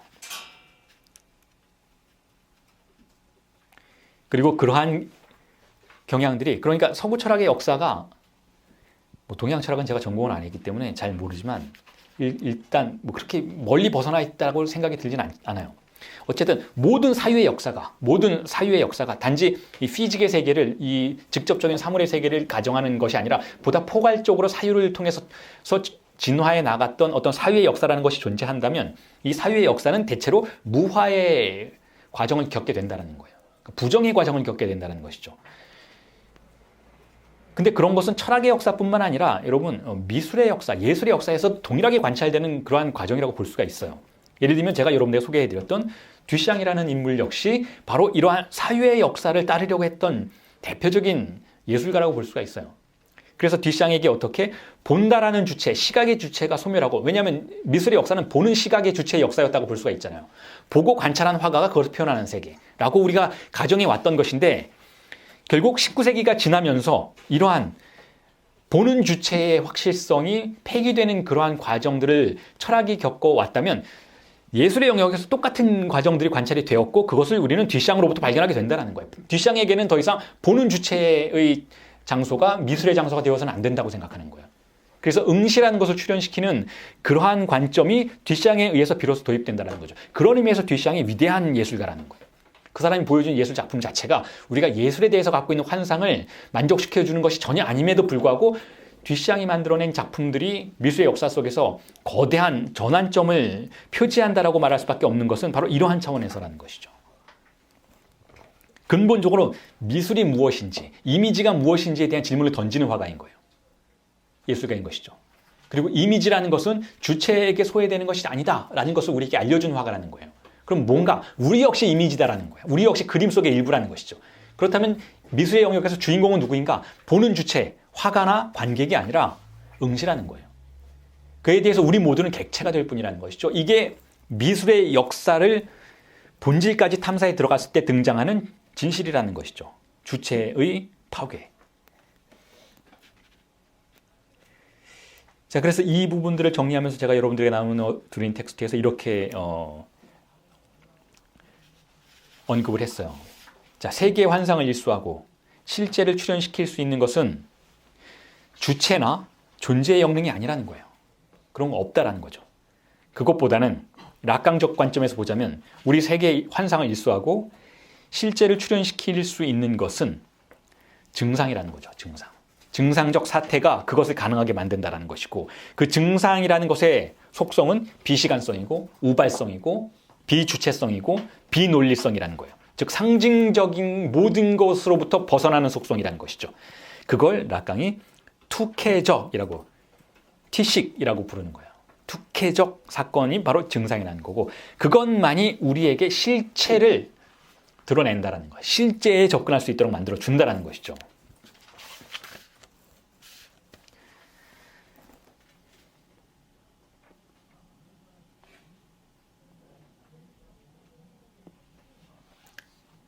오직 대상 A로서 모든 상징화에 저항하는 특수한 만족의 대상으로서 응시와 같은 몸의 사건이 응시와 같은 몸의 사건이, 자, 응시는 몸의 사건이에요, 여러분. 무화의 힘을 발휘할 수 있다라는 거예요. 그리고 이 부분을 락강이 설명하기 위해서 이렇게 얘기해요. 메갈로퐁티라는 프랑스의 현상학자죠. 철학자, 현상학자를 언급하면서 이런 언급을 129페이지에 이렇게 언급을 하고 있어요. 모든 반성에 선행하는 어떤 것으로 거슬러 올라갈 것을 제안하고 있다라는 거예요. 메갈로퐁티가.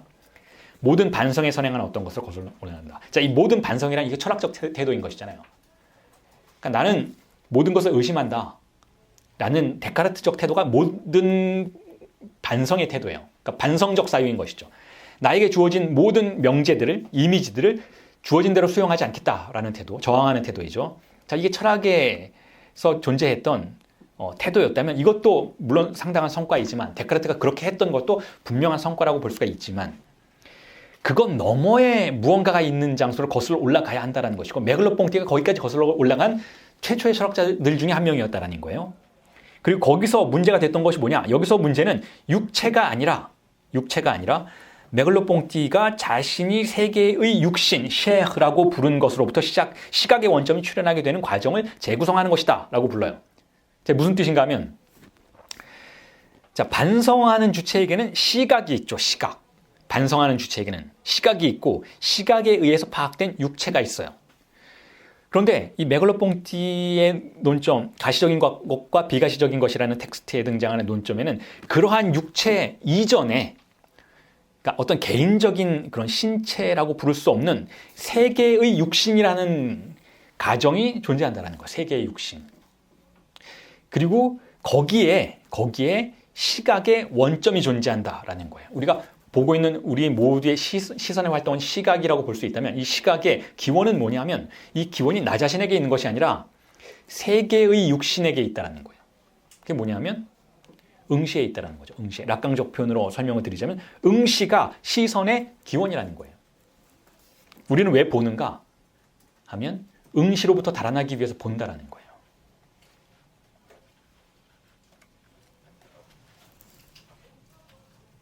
그래서 이러한 세계의 육신을 락강이 세미나 11에서는 아니지만 다른 텍스트에서는 조직이라고 불러요. 오간이라고 부르죠. 오간, 조직. 기관, 조직. 어떤 실체가 있다. 그걸 세계의 육신이라고 부를 수 있다. 어떤 조직이라고, 기관이라고 부를 수 있다. 그리고 그것이 원인의 자리에 있다라는 거예요. 원인의 자리. 그러니까 단지 등장한 유령이 아니라 세계의 기원에 대해서 이야기를 하고 있는 거예요. 락강이 지금. 세계의 기원은 뭐냐? 우리 시각적 세계의 기원은 응시다라는 거예요.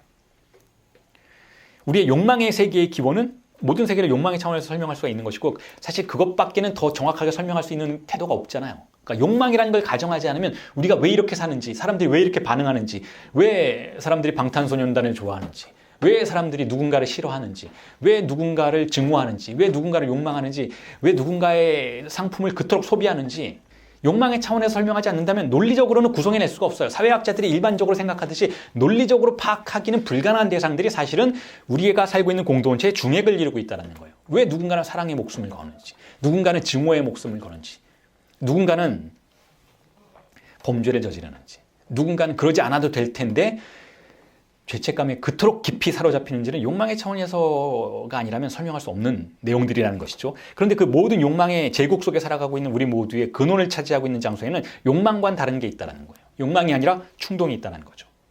욕망은 기표의 세계이고 언어의 세계인 것인데 언어로서 작동하는 세계인 것인데 그 원점에는 언어가 아닌 뭔가가 있다는 거예요. 그걸 충동이라고 부른다는 거죠.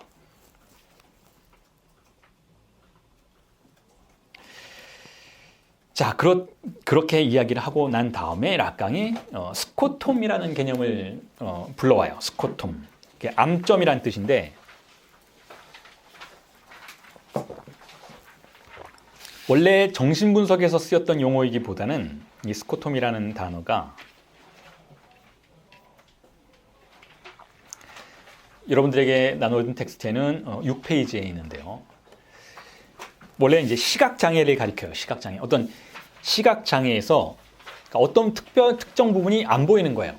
그러니까 전체가 다 안 보인다기보다는 예를 들어 망막의 어떤 부분이 손상이 되어서 특정한 부분이 뿌옇게 보이는 것이죠. 자, 그런데 이제 심리학이나 정신분석이 이 단어를 가지고 와서 시민성 시각장애로 전유하죠. 그러니까 일종의 방어적 심리기제라는 틀 안으로 가지고 들어와서 우리의 시각이 장애를 일으키는 것으로 재사용해요. 재활용을 하죠. 이 개념을. 스코톰이라는 개념, 암점이라는 개념을. 그 대표적인 경우가 안나오가 시각장애를 겪었던 사건을 볼 수가 있어요. 그러니까 안나오가 그 프로이트의 환자, 프로이트가 아니라 브로이어의 환자였지만 프로이트의 히스테리의 연구라는 텍스트, 최초의 텍스트에 등장했던 그 유명한 안나오라는 환자 역시 시각장애를 경험했는데 모든 게 다 안 보이는 것이 아니라 어떤 특정한 부분만 뿌옇게 보이질 않았어요. 시각장애. 자, 그게 그러니까 즉각적으로 방어적 심리기제다라고 볼 수가 없겠지만 어쨌든 방어의 사태 속에서 등장한 시각장애다라고 가정을 해볼 수 있다는 거죠. 그러니까 흔히 말하는 아는 것, 그러니까 보고 싶은 것만 보려고 하는 태도. 그러니까 아주 상식적인 표현을 쓰자면 그거예요. 보고 싶은 것만 보려고 하는 태도가 우리에게는 실제로 그런 현상이 일상의 차원에서 등장하잖아요. 예를 들어서 뭐 어린아이들이 예를 들어 크리스마스 전에 어떤 선물을 머릿속에 그려놓고 있다면 밖에 나가면 그거 가지고 있는 아이들밖에 안 보이는 거예요. 그리고 예를 들어서 어른들에겐 중요한 사물이지만 자기에는 아무 의미도 없는 사물들에 대해서는 주목하지도 않고 기억하지도 않죠. 자, 이게 욕망의 차원에서 우리가 시각적인 기능을 활동시키는 방식이에요. 우리는 보고 싶은 것만 봐요. 하지만 보고 싶은 것만 본다라는 욕망의 차원 이전에는 볼 수 없는 것에 대해서 보지 않으려는 방어의 기제가 이미 존재한다는 거예요. 볼 수 없는 것에 대해서 방어하려는 기능. 예를 들면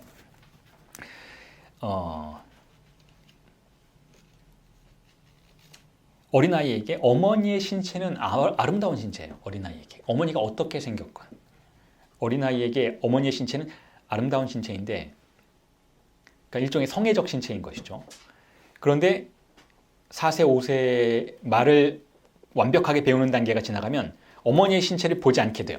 그러니까 어머니가 앞에서 뭐 옷을 벗고 있건 뭐 하건 안 봐요. 보여지지 않아요. 물론 눈으로는 보고 있지만 안 보여요. 아이에게.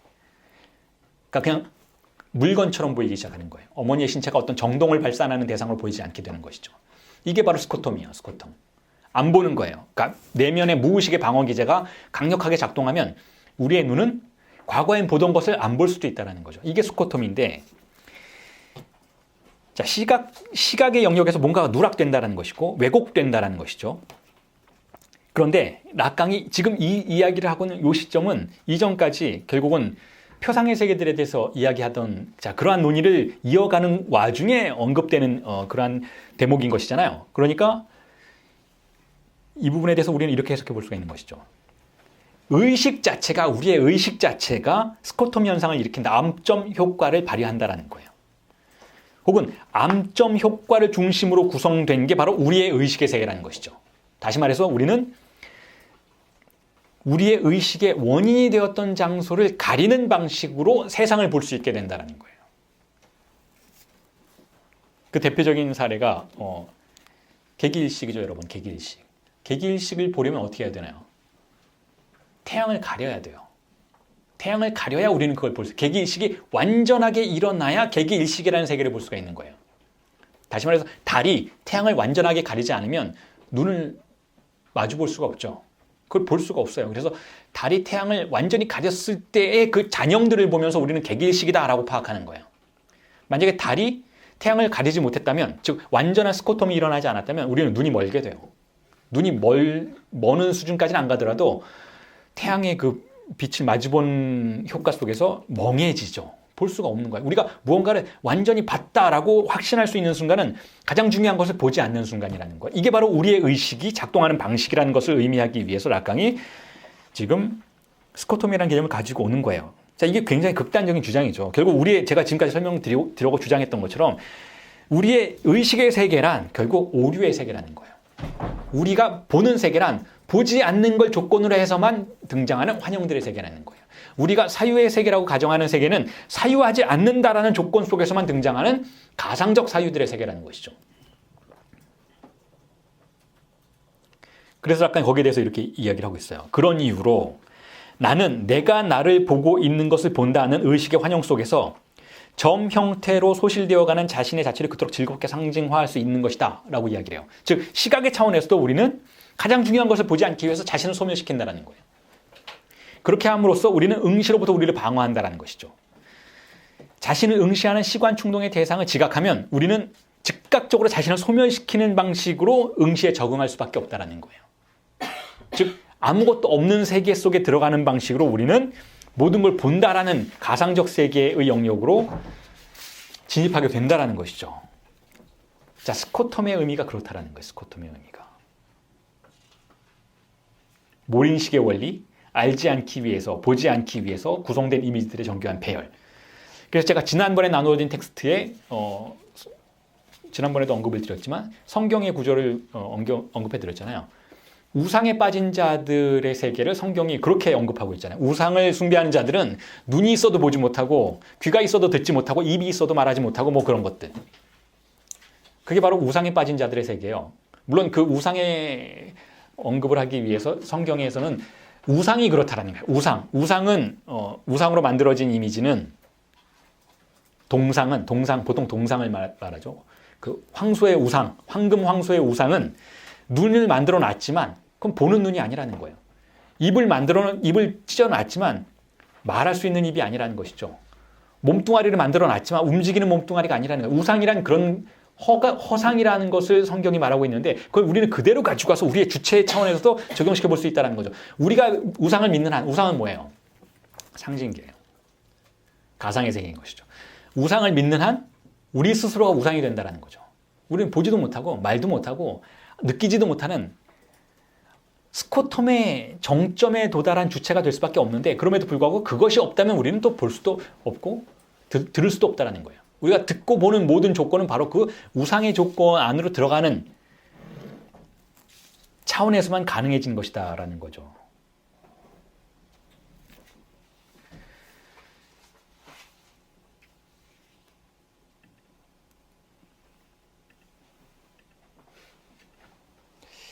자, 그리고 나서 그 밑에 제가 응시와 종교라는 단원을 삽입해 놨어요. 자, 이 응시와 종교라는 개념은 사실은 세미나 10일에는 없어요. 락강이 지금 응시와 종교를 연결해서 말하고 있지는 않아요. 물론 세미나 7에서는 이런 언급을 했었어요. 어떻게 했었는가 하면 그 성당 로마에 있는 성당을 예로 들면서 거기에 모자이크화에 새겨진 성인들의 이미지가 그 신자들을 내려다보는 구조로 되어 있다는 것을 언급하면서 그 성자들로부터 응시가 오는 것은 맞지만 응시는 보다 먼 것으로부터 오는 것입니다 라는 그런 표현을 세미나 7에서 했던 일이 있었는데 세미나 11에서는 그런 언급을 하지 않죠. 그럼에도 불구하고 제가 이 응시와 종교라는 개념을 여러분들에게 오늘 수업의 말미에 소개를 해드리려고 하는 이유는 그리고 텍스트에도 실어놓은 이유는 두 개가 분리될 수 없는 개념이기 때문에 그래요. 그리고 종교를 우리가 이해하면 응시가 무엇인지를 보다 분명하게 이해할 수 있기 때문에 그런 것이다라는 생각을 하고 있어서 여러분들에게 이 부분을 전달해드리고 싶은데 그리고 정리를 좀 하고 싶은데요. 제가 이 부분에 대해서는 이미 락강미술관의 유령들에 대해라는 책에서 언급을 했었어요.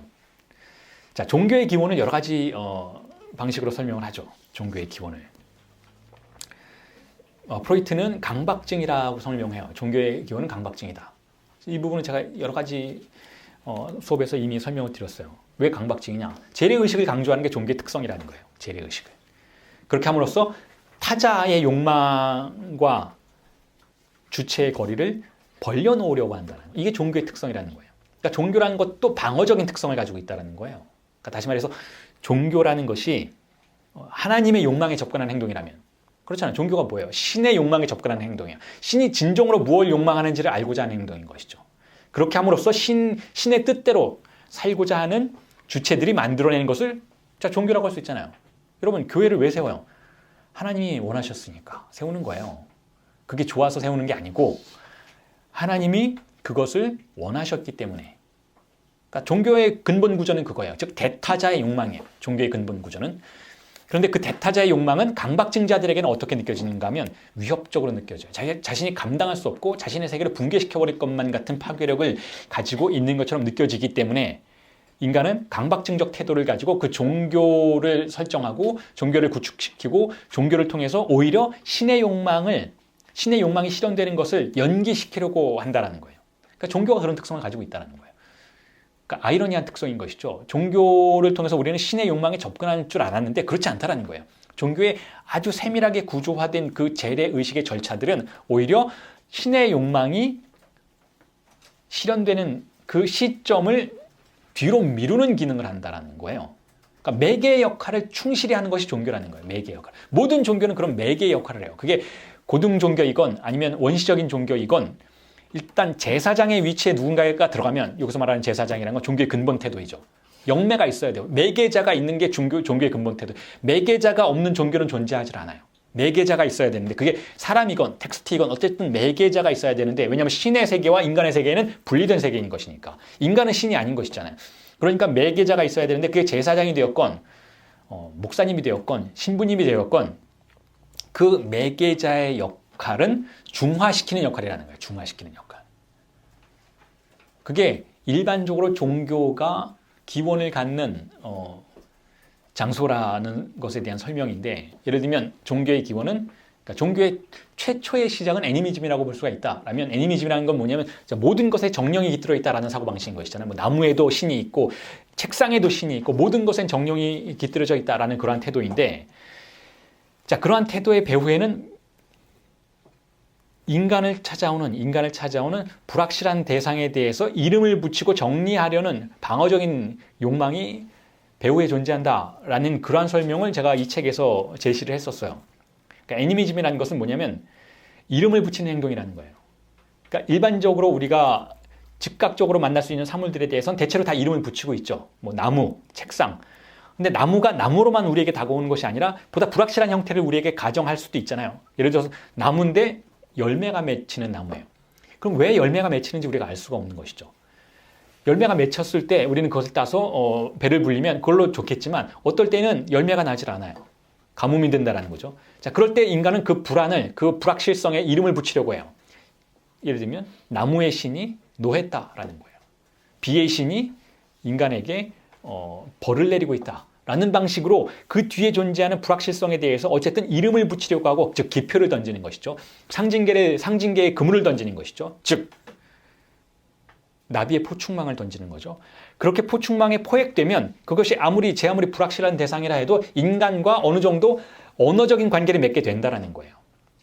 비가 안 오면 그냥 두 손 두 발 다 놓고 고통만 받는 것이 아니라 제사를 지내게 된다는 것이죠. 그리고 제사를 지내는 과정 속에서 자신의 불안과 자신의 존재의 관계의 관리를 가능하도록 만들어낼 수 있다는 거죠. 이게 종교로서의 애니미즘의 기원이라고 볼 수도 있겠는데, 이것도 역시 강박증적 태도를 가지고 있는 거죠. 왜냐하면 단지 이름만 붙이는 것이 아니라 그 이름을 조직해 나가려고 해요. 그렇게 해서 애니미즘이 보다 단일한 종교로 발전하게 되는 것이니까 역시 강박증의 형식으로 자신을 구조화하는 명명의 기능이 애니미즘에도 존재한다라고 볼 수가 있어요. 그런데 그러한 여러 가지 설명들 말고 응시와 관련해서는 어떤 설명이 가능한가? 응시와 관련해서 그 부분에 대해서 제가 이렇게 여러분들에게 텍스트를 제시해 놨어요. 응시는 종교의 기원을 설명하는 또 다른 중요한 개념이라는 거예요. 그리고 그 응시가 종교의 기원이 될 수 있는 것은, 신의 욕망의 차원에서도 그렇지만 어쨌든 응시 자체의 감각이 우리를 항구적으로 위협하기 때문에 그 응시의 공포를 중화시키기 위해서 다양한 시도들을 할 수밖에 없다는 거예요. 누가 도대체 우리를 내려다보는가? 라는 질문을 던질 수밖에 없다는 거죠. 질문을 던진다는 건 알고자 하기 때문에 그런 게 아니에요. 누가 우리를 바라보는가? 누가 우리를 내려다보고 있는가? 분명히 그런 감각을 느꼈죠, 우리가. 느껴요. 어디서나 느껴요. 제가 말씀드렸잖아요. 우리가 응시를 느끼는 순간은 상당히 다양한 문맥 속이라고 말씀을 드렸잖아요. 어떤 방식으로든 우리는 응시가 우리를 엄습하는 걸 느끼고 그 응시를 설명하려고 한다는 거죠. 그럴 때 등장하는 게 두 가지가 있겠죠. 악마의 응시와 선한 신의 응시. 그래서 락강은 서구의 그런 성당에 가서 높은 천정에 그려져 있는 그 성자들의 시선을 보면 응시가 그로부터 내려오고 있다는 것을 느낄 수 있다는 거예요. 그런데 그것은 응시의 출발점은 아니라는 것이죠. 성자들의 시선, 이미지의 시선이 응시의 출발점은 아니라는 거예요. 그럼 뭐냐? 응시는 보다 먼 곳에서 출현한다는 거죠. 그 먼 곳이 신의 응시겠죠. 신의 응시. 신이 바라보는 그 시선에 응시에 조응해서 성자들이 유사한 방식으로 그 밑에 존재하는 구성원들을 내려다보는 그런 구조를 성당 건축 양식과 미술의 양식이 우리에게 제공하는 것은 사실인데, 자, 그러나 신보다 더 먼 것도 있다는 거예요. 신보다 더 먼 곳이 어디인가? 그게 바로 응시 자체의 위치라는 것이죠. 응시 자체가 가지고 있는 공격성을 중화시키기 위해서 신의 응시를 우리가 상상해냈다라는 거예요. 그게 종교의 기원이라고 볼 수가 있다는 거죠.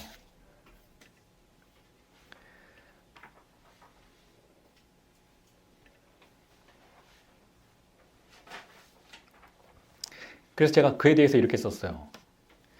자, 우리를 찾아오는 이 강렬한 공포의 응시는 어떤 응시인가 하면 단순한 타자의 응시는 아니라는 거예요. 단순한 타자라는 것은 지금 여러분 혹은 저가 서로 마주보고 있는 이런 응시, 혹은 이런 응시 말고 조금 더 추상적인 타자도 있죠. 예를 들면 사람들이 나를 어떻게 볼까라는 그런 생각의 응시.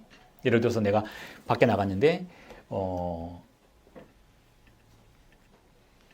그날따라 뭐 여자분이라면 항상 화장을 하고 다녔었는데 화장을 안 한 거예요.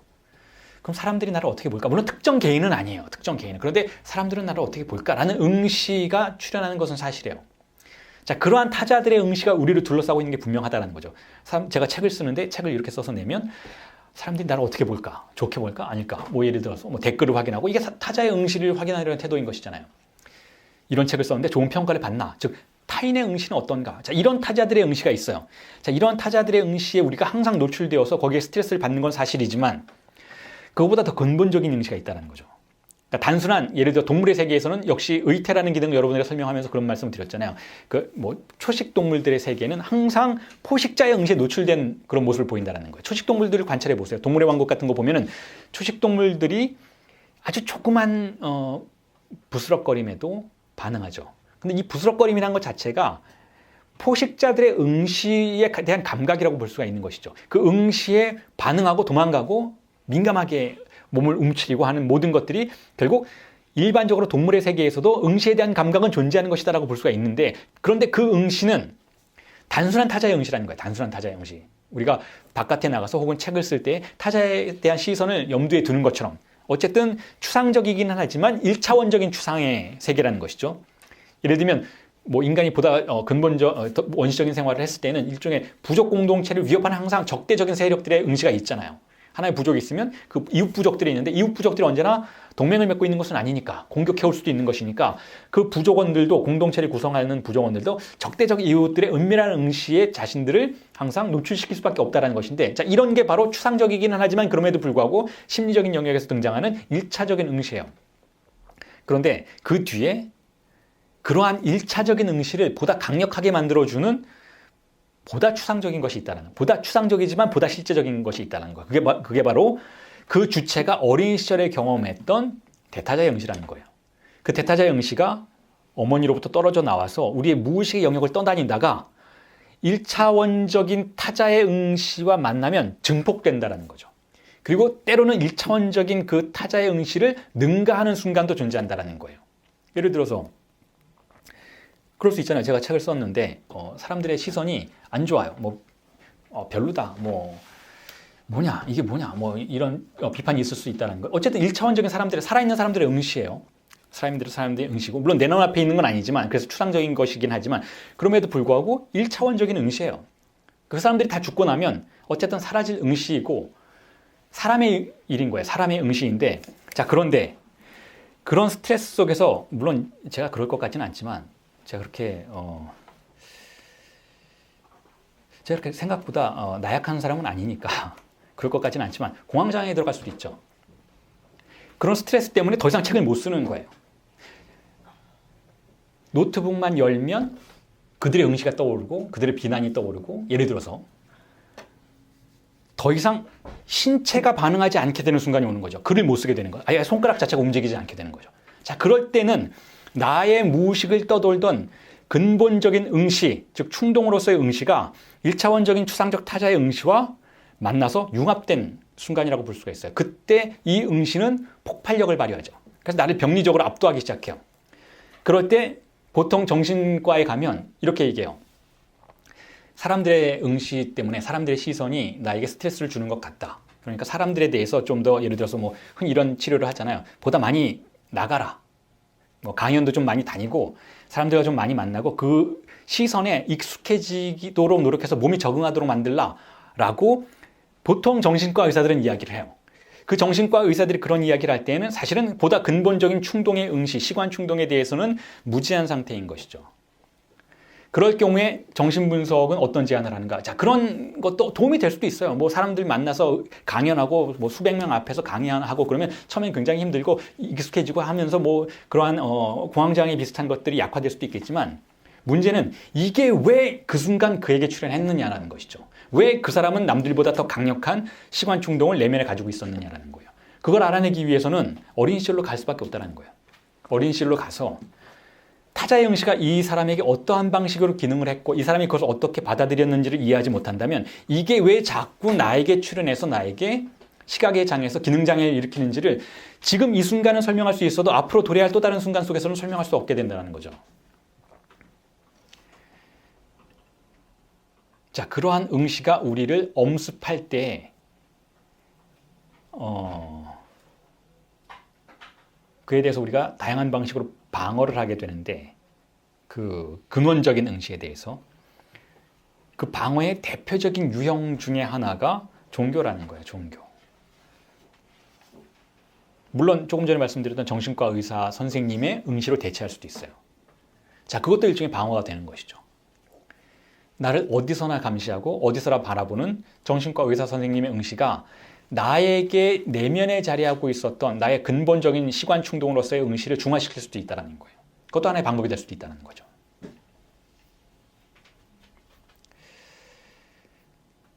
자, 그런데 지금은 방어의 차원에서만 여러분들에게 말씀을 드렸잖아요. 근데 7페이지 말미에는 제가 그것만 있다라고 이야기하지 않고 다른 것도 제시를 해요.